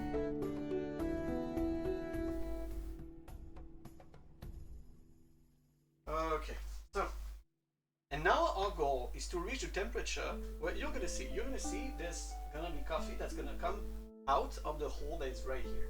So what we're doing right now is just getting the temperature of the bottom pot hot enough for the coffee to come out.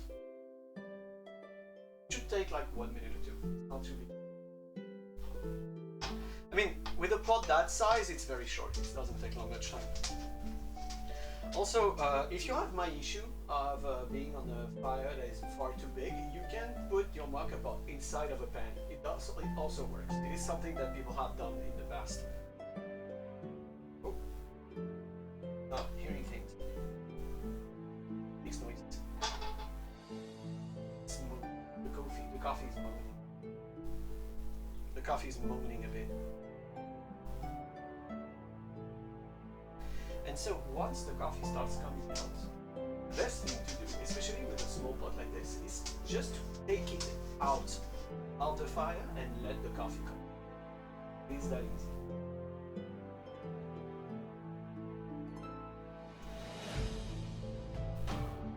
I just want my ice cream is gonna say doesn't heat up too much. That's the one thing that I'm care about. Like I'll take my knife out of it.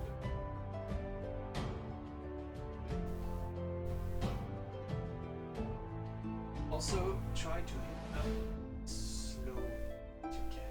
Do not want the temperature to go too high too fast. Because okay. See? It's coming. The coffee is coming out. Now the only thing I'm going to do is sometimes I'm going to keep it on the fire if the liquid stops coming. Otherwise, I'm just going to keep it out. I'm just going to let that part just fill itself. Because the bottom part is now at the right temperature. So the coffee is keep going to come in. It's going to keep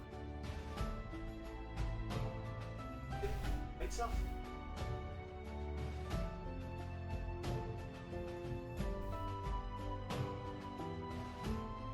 Now I basically have no coffee coming out, so I'm going to put some more heat again.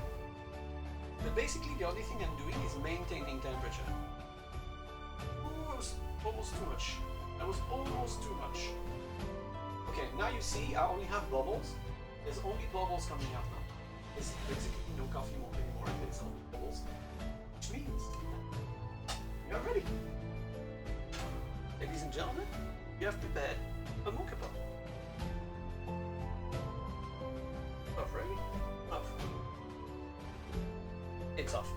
So, the next thing that is very important when you make mocha coffee, you need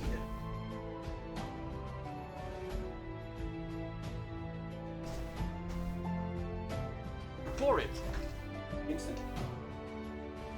I'm gonna make a big cup of mocha. It is around half of that whole cup. And I am going to now pass the bottom part under cold water to lower the temperature instantly, otherwise it can make some of the coffee burn and damage the mocha pot. I'll be right back. I just need to run some cold water on it.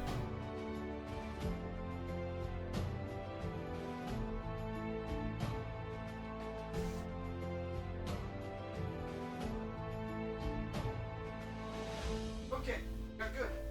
Now we can finally take care of the last part, which is our dessert.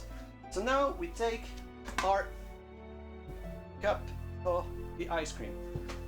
Move this from view. And we're gonna take care of that.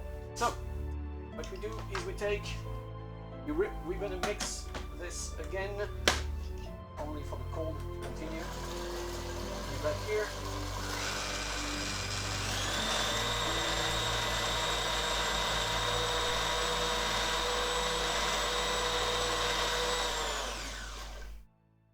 It's a little more liquid than I wanted because we had to wait, but yeah. You know what? I'm gonna add some more fruit and it's gonna harden again. It's not gonna be too hard. We're just gonna add some more fruit to the mix. Okay. Fruit. I mean, I'm not gonna have too much anyway. It's very nice to eat. Even if it gets like more liquid, it basically ends up as a very cold smoothie, and that's it. So it's not too bad either. It's just that it is not that we had what we had planned. So we close and we blend. Oh yes. Now it's hardening.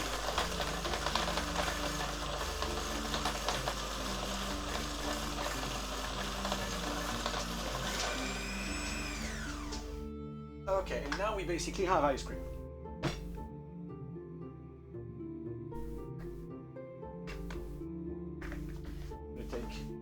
a spoon.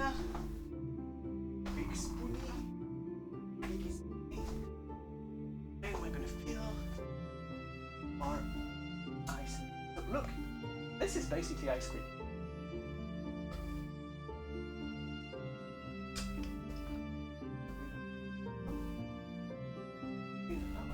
Homemade exotic fruits ice cream. That? Oh. More spoon.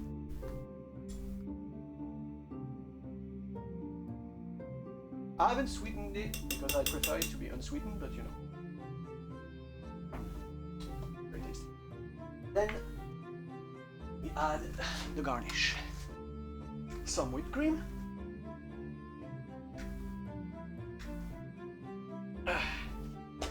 And let's go.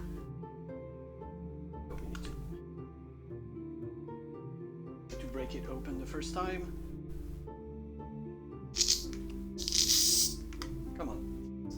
Come on, be nice.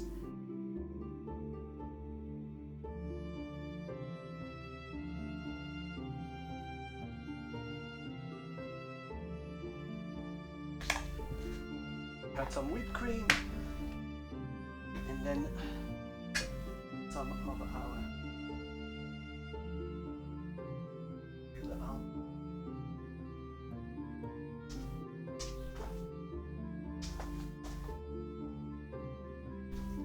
and you know what?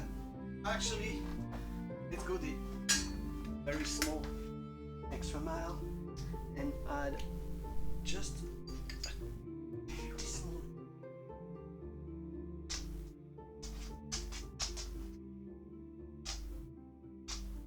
maple syrup. And now, friends, we have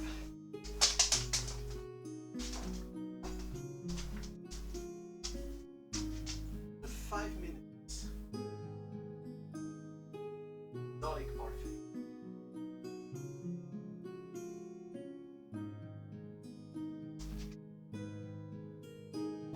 That I'm going to proceed to eat.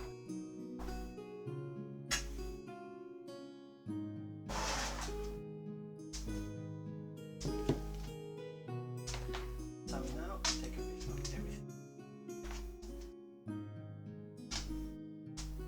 Oh yeah. Oh yeah. You know what, guys? The exotic fruit was a good idea. It was a very good idea to take exotic.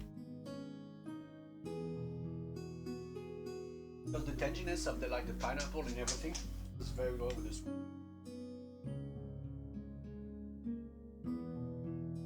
The maple syrup.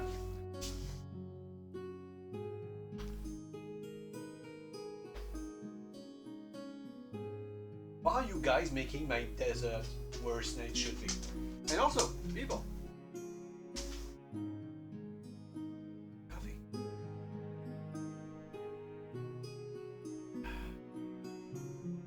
A very nice cup of Clara.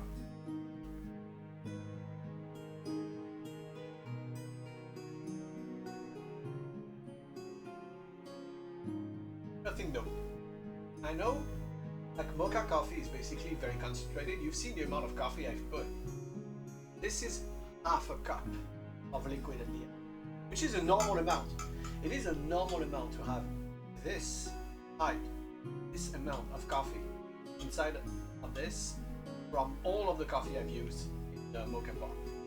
So there are two things that you can do if the coffee is too strong for you. First of all, you can drink it what's called Americano. Americano comes from, I think it was from American tourists in Italy. It found the Italian espresso to be too strong. And basically they added water to the espresso to dilute it a bit. Not too much because you don't want to actually dilute the coffee too much. But like you can add like 1 or 2 teaspoons of water inside of a cup like this and it's gonna be an Americano. And also, there is another thing that's used even like in professional coffee places. Some coffee is too bitter for you. You can add an extremely small amount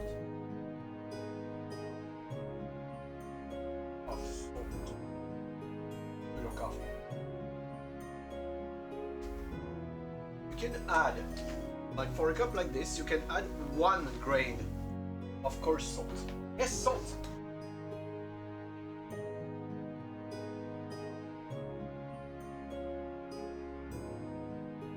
What's important is that you put enough for to break the bitterness, but you don't put in a big amount to actually taste any saltiness.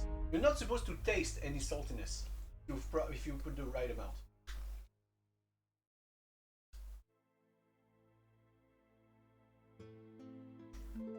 But if you put just 1 grain of salt in coffee, it's gonna break a bunch of the bitterness. But depending on the coffee, can make it a lot better.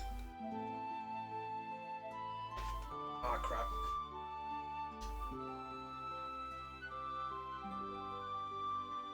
Holy shit. That stuff is so good.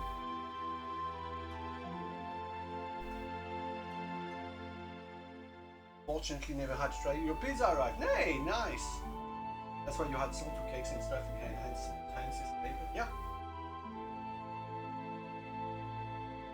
When you need coffee, it mostly breaks bitterness.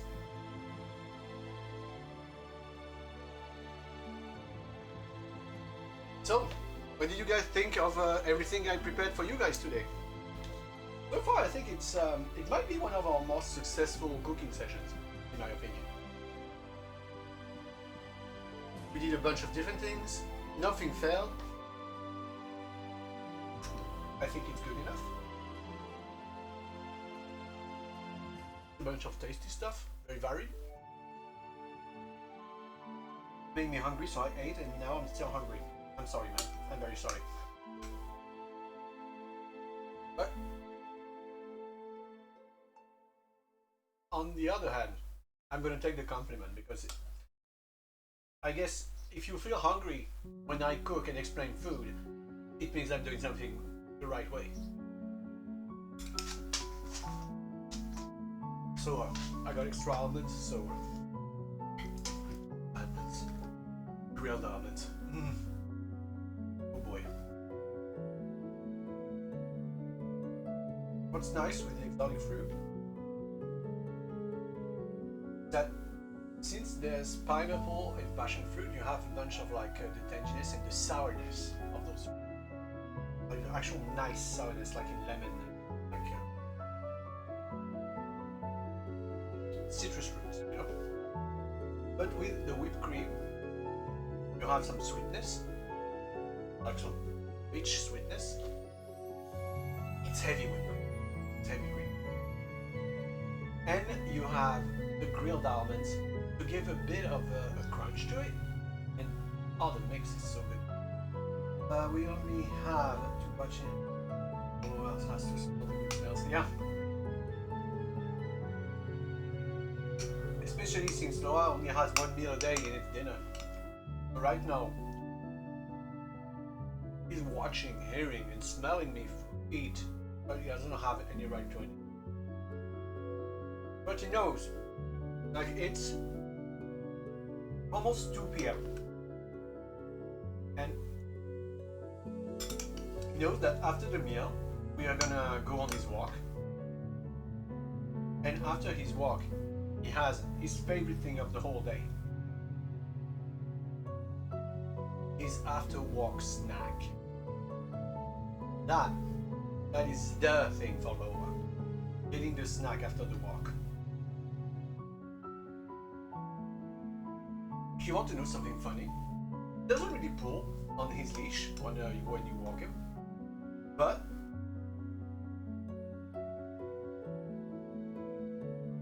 he does pull on the leash to come back home.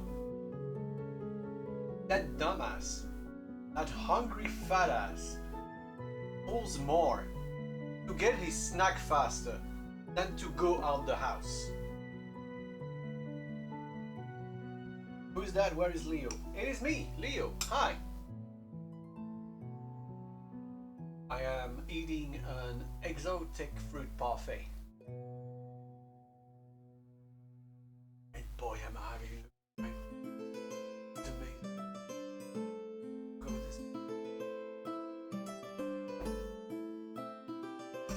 So yeah, after I finish this, guys, I'm going to,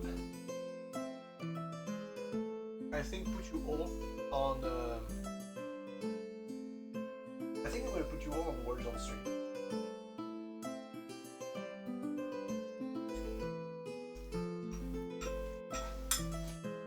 So that you can have fun together. Because I'm gonna do big cleanup with what's need to put back in the fridge, what's need back in the fridge, and I might directly, like instantly after that, just go walk Loa so that everything is done, and then we can chill together afterwards. And I think the first game of the afternoon afterwards, I actually need one hand clapping. We're gonna do the voice control game right when I come back from the walk.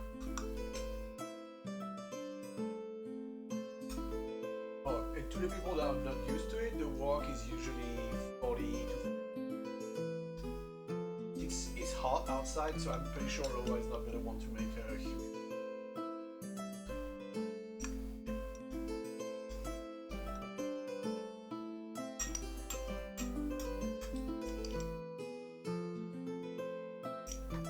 The one hand clap.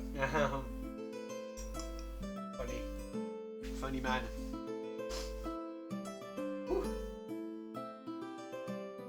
That was a big meal for me. Like actual entrees, main dish, plus dessert. That is not something I'm used to anymore. Dear God, I'm not used to that. Oh, but it was good. I am very happy about all the food I made. It's very tasty. So, you guys. Welcome to the Fat and the Saucy Club, Leo. Played for a bit but got bored. I like the voice control type of game. Yeah, understandable. I mean, it's kind of a... Oh, you know what? We're gonna make someone very happy today.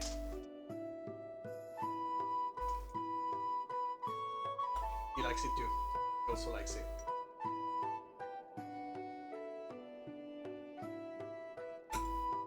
Don't bite it. Don't bite the glass. Don't bite the cup. Hey, almost clean. Oh, I'm still gonna clean it.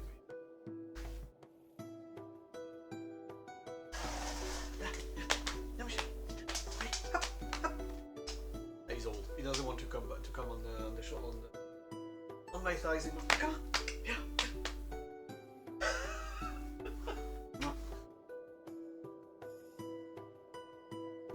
Look at this. Look at this. Look at that thing.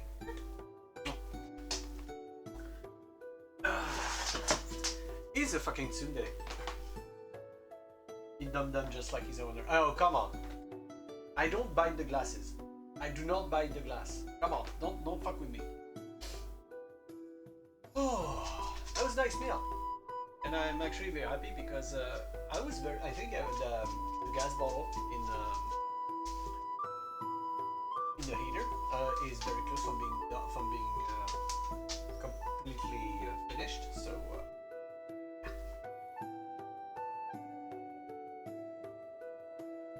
okay, by the way, if you guys wondered what this is my Gamersubs waifu cups, and it's filled with Gamersubs. It's to survive the day, basically. I haven't drank any so far, but yeah, this is my fabled Gamersubs. Gamersubs, please sponsor me. Send me your stuff. I'm gonna drink it, and I'm gonna collect the waifu cups and all of that, and continue. I'm talking about it on stream anyway. So just sponsor me, you know.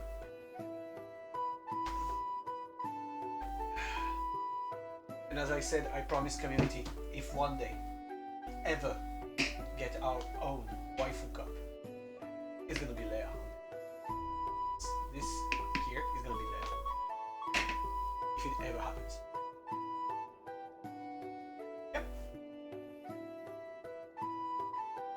I don't know what kind of flavor we could create, but the waifu cup will be Leia. That I can promise. Oh, so I ate so much today. I ate so much. It's horrible. I'm gonna put it back in the fridge. drink it later as a soup. I mean, it's milk and it's just milk. It's very good. And also as I keep it cold, it's.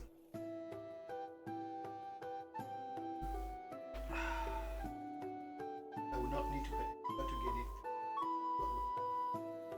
Yeah, I get you.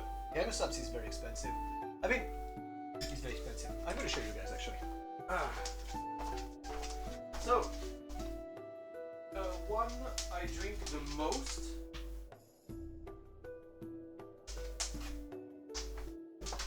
is this one. It is the Titty Milk Gamer Subs, which, despite the name, is basically a peach, like creamy peach taste. It's just that, it's nothing weird. It's just the names are always like fucked up, but it is creamy. It's creamy. It's a creamy peach taste. That's it. Nothing else. It is very good. It's actually very tasty.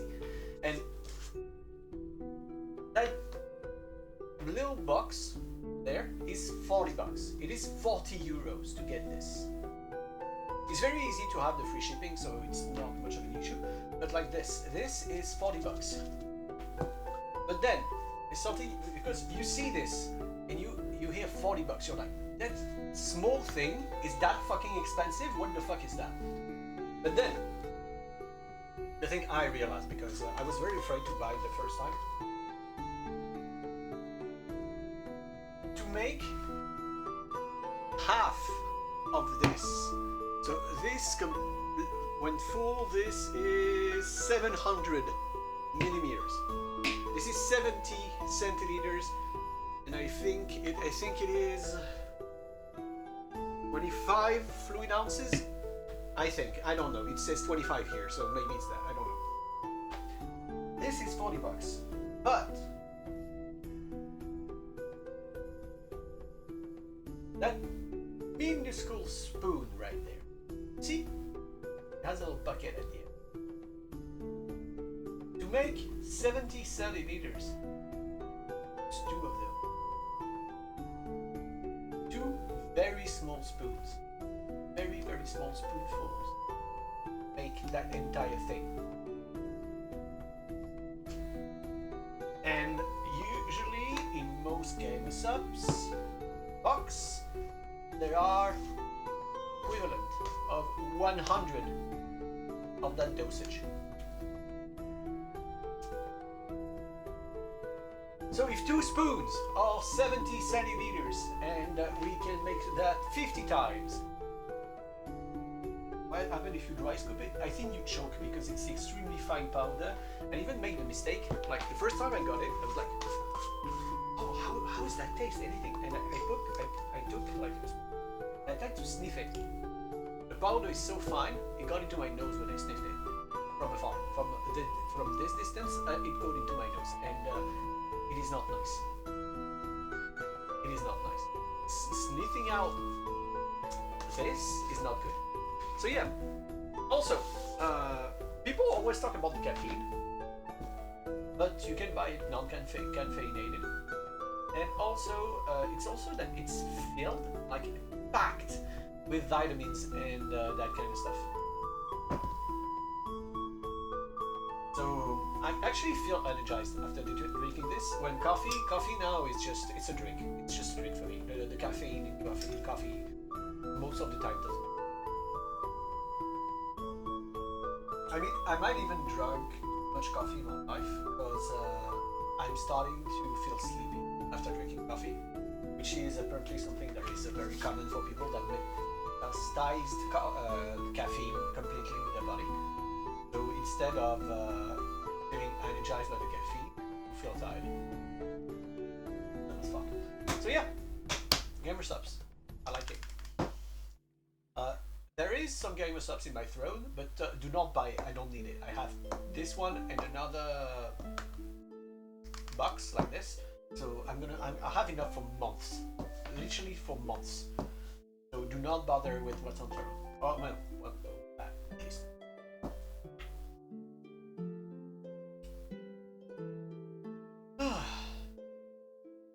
it's gonna be good for me to take that walk outside with Loa to digest everything. Holy shit, that was a lot. Due to the alcohol machine. We are more than halfway. It's actually nuts that we are more than halfway. Jägermeister machine. I am extremely thankful. Like, it's a memory for me to get that machine, but like, it's so much like Chad to actually go for the boost serving machine instead of anything.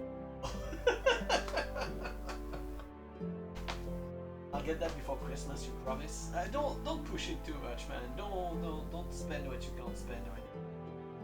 I'm very thankful, of course. I am always all for.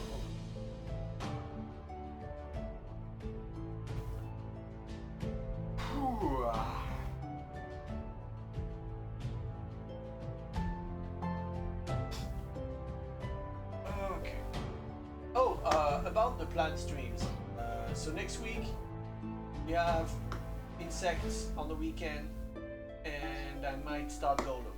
I think I might start Golem. There is another thing I'm going to play in exactly 4 days, I guess it is. So Monday, Thursday. Should be Thursday.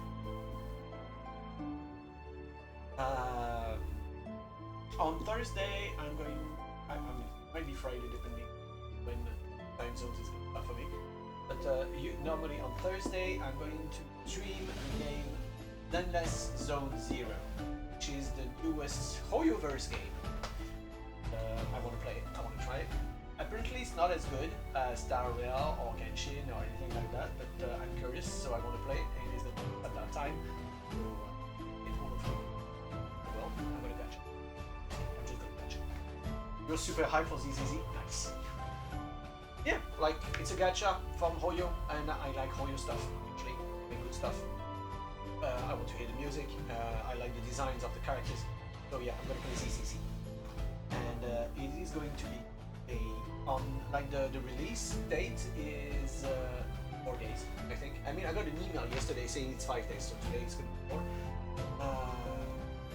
How many waifu games do they have at this point? So the main games they have is Honkai Impact 3rd, Genshin Impact, and Honkai Star Rail. Those are the 3 they have now active and updated. It's Honkai Impact, Genshin Impact, and Honkai Star Rail. And now we're gonna have Zenless Zone Zero. It's the fourth one that they have active. There's one thing I've always loved in their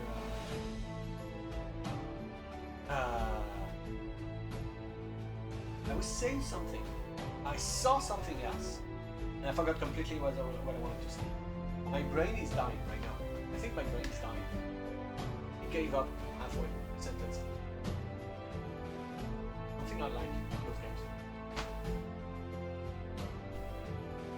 I don't know. I mean, one of the reasons I got into those games in the first place is because the Honkai Impact story is amazing. Like, actually amazing. There's very long, useless parts in the story, but the drama and the story itself is incredible. I cried like a fucking baby playing that game because of the death of certain characters and some events and stuff like that. Like, there's one thing we told a friend of mine.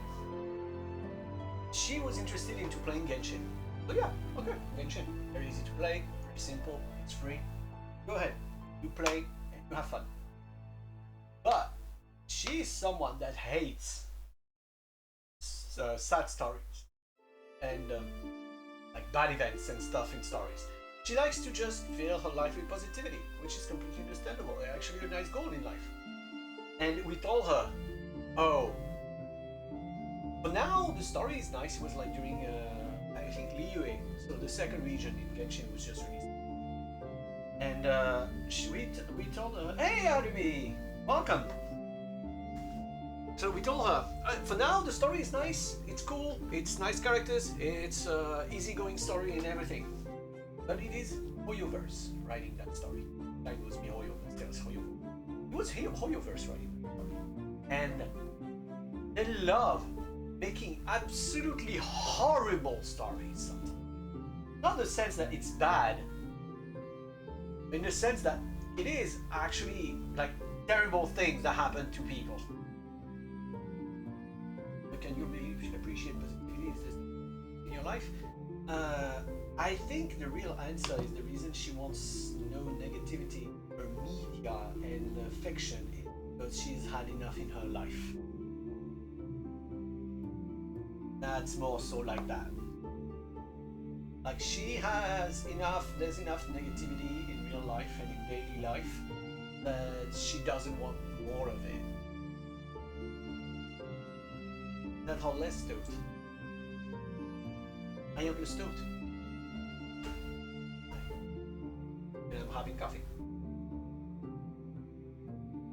While reading chat. Well, I'm just finishing my coffee. Afterwards, I'm going to clean up and go walk Loa. So I'm going to be away for less than an hour. But I'm not going to leave you alone. You guys are going to be able to play Words on stream, and you're going to have fun. I mean, last time you had a ton of fun. Actually, you had very high scores last time when you played. Now, during the birthday stream, you guys went far. I don't remember what level you went to, but yeah, you went very high. Like more than level 20 or something.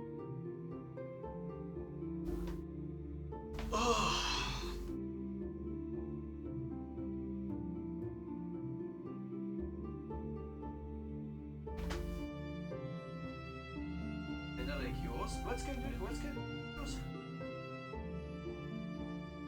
I think I missed a step of the stories.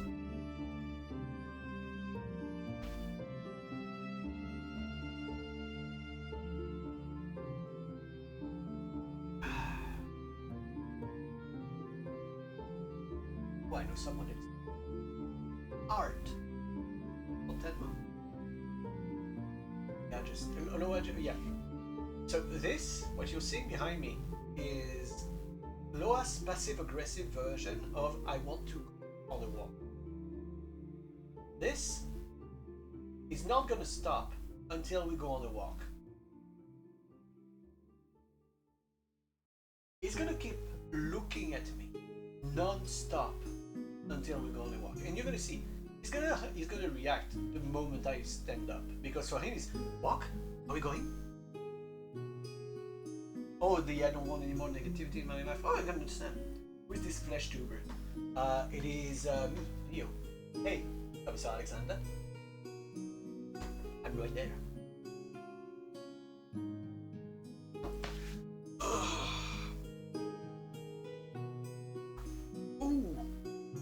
Oh, did you hear the crack? Oh, chat is so active I can finally admit I ate dinner early. Hey, everyone! Cairo ate dinner! Woo! Hey, Cozy! Happy to see you here, man. I just finished cooking. I'm just finishing coffee before I go walk Loa. Oh god. Yeah. We just finished. Just ate. Good morning, Cozy. A good one, man. I hope you're gonna enjoy your very stylish. Thank you very much. I appreciate it. Oh yeah, we are. It's like 2 p.m. It should be.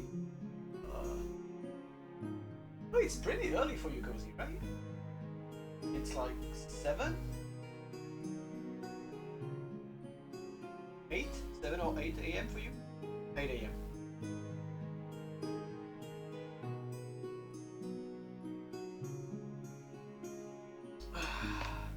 No, thank you very much, Kamsa. I try my best. Look as good as I can. As the food doesn't want to stay alone, so you know, don't make safe things. It's the Clara coffees. Clara is very good. It's I think it's a volcanic coffee.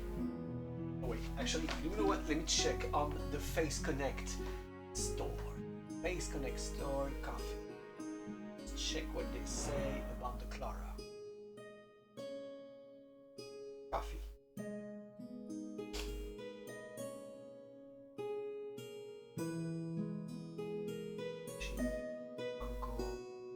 I have some Erina. Right here.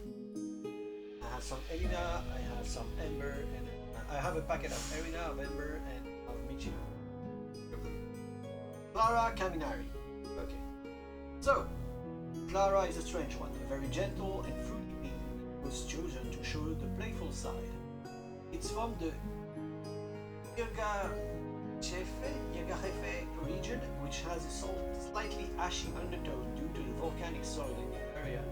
This is to represent a beautiful and playful attitude while having a hidden cursed and unholy side.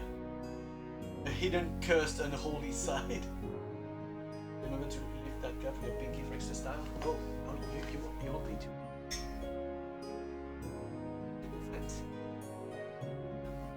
Cheers. Cheers, mates. I'm never doing that again. I'm never doing that shit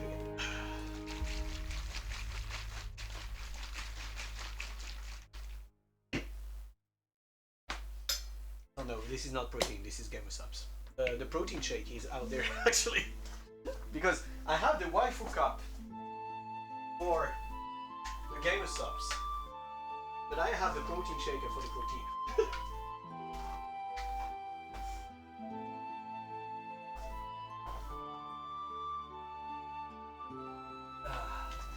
Oh, you also have your food. Nice. Oh, I ate too much, guys. That was too much for one person. That was too much for me. I do not have that much of an appetite that big.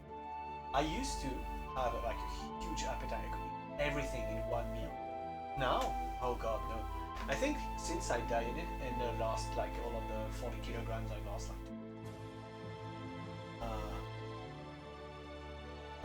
my stomach shrunk a bit, and so now I don't have as much of an appetite, which is not a bad thing, honestly.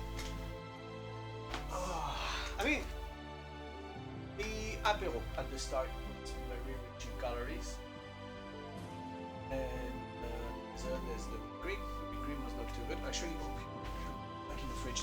It's not good to keep whipped cream at room temperature.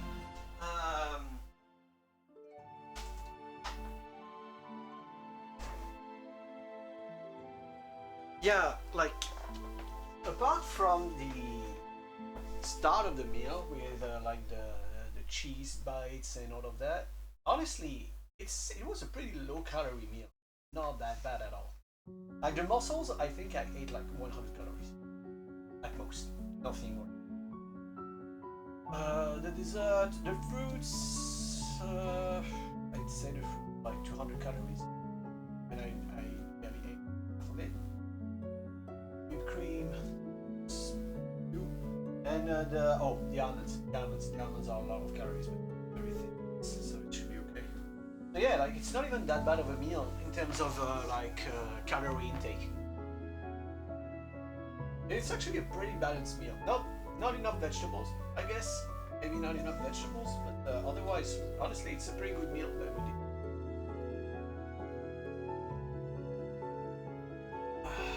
Enjoy the burgers, Duska. Yeah.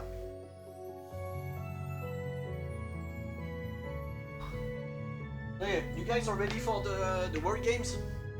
Because while I'm away, you guys are gonna have to play the word game. You're gonna play words on stream, which is actually kind of fun. Actually, pretty fun to play. And then we are going to start the afternoon with one hand clapping. And after one hand clapping, I think we are gonna continue with the horror games. I think we're gonna start the horror games. Depends how tired I am. But yeah, I think after one hand clapping during the horror game.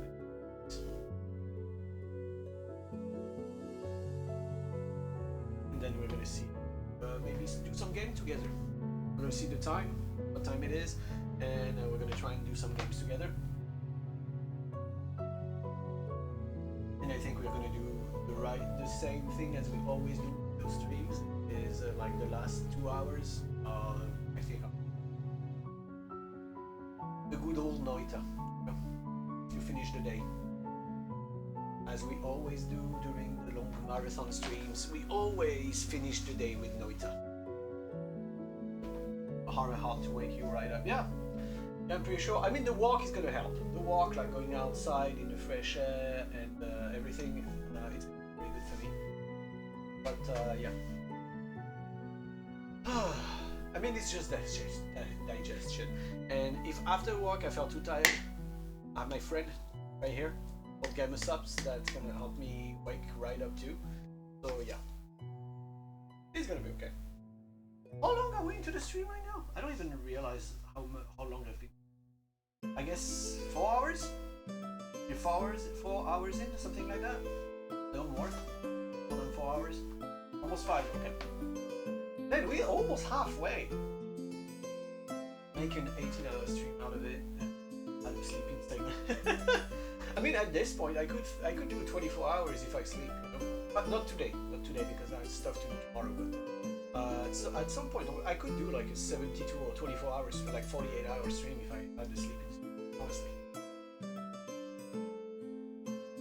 I just need something to for you guys to see while I'm sleeping. LOR EP can is a good idea. No, because he moves around. He doesn't stay on that floor. So usually when I go to bed, he sleeps in the corner right here, like in the corner of the staircase right here. But then he always comes to the lower floor to sleep on a couch that's next to my room. So yeah, you cannot keep an eye on LOR because he's gonna leave. Like the only reason he's sleeping behind me is because I'm sitting here. When I'm sitting at the PC, he goes here, right here, like there, like right on the camera, and just sleeps on the ground close. He has his spots, basically. So yeah. Oh, actually no. During the summer, right now, he goes to sleep on the bottom floor next to the front door, because I think it's one of the cold places, and it's like stone floor, very very cold, and he loves that. He loves being on like the floor.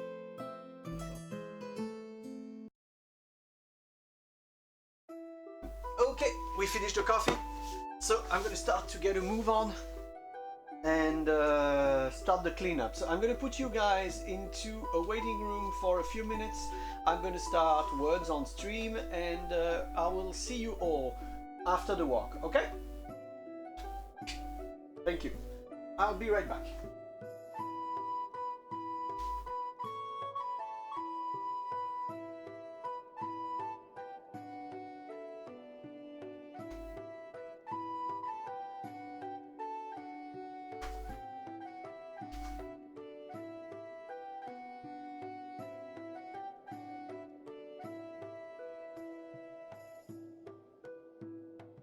Good night, Leo.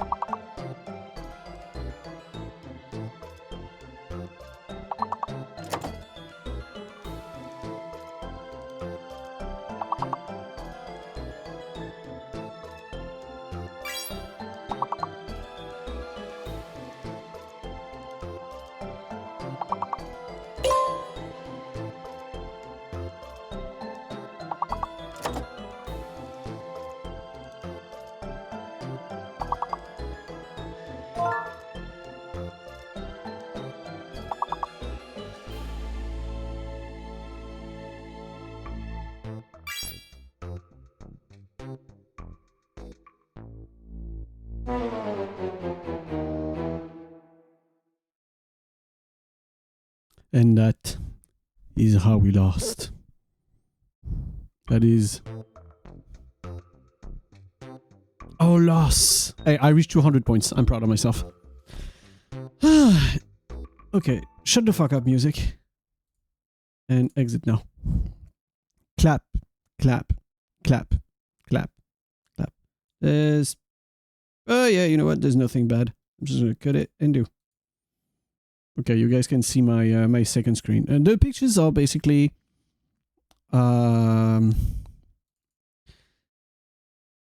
stream safe pictures of my trip to Japan. So feel free. You know what? Let's go to the next one actually. This one. No, the next one. Yeah, look. I think this is Hiroshima Castle. This one. Also, I'm going to remove the text. Boom. Take me to Japan. If I could, I'll take all of you guys. If I could, I would take all of you guys there. Japan is amazing.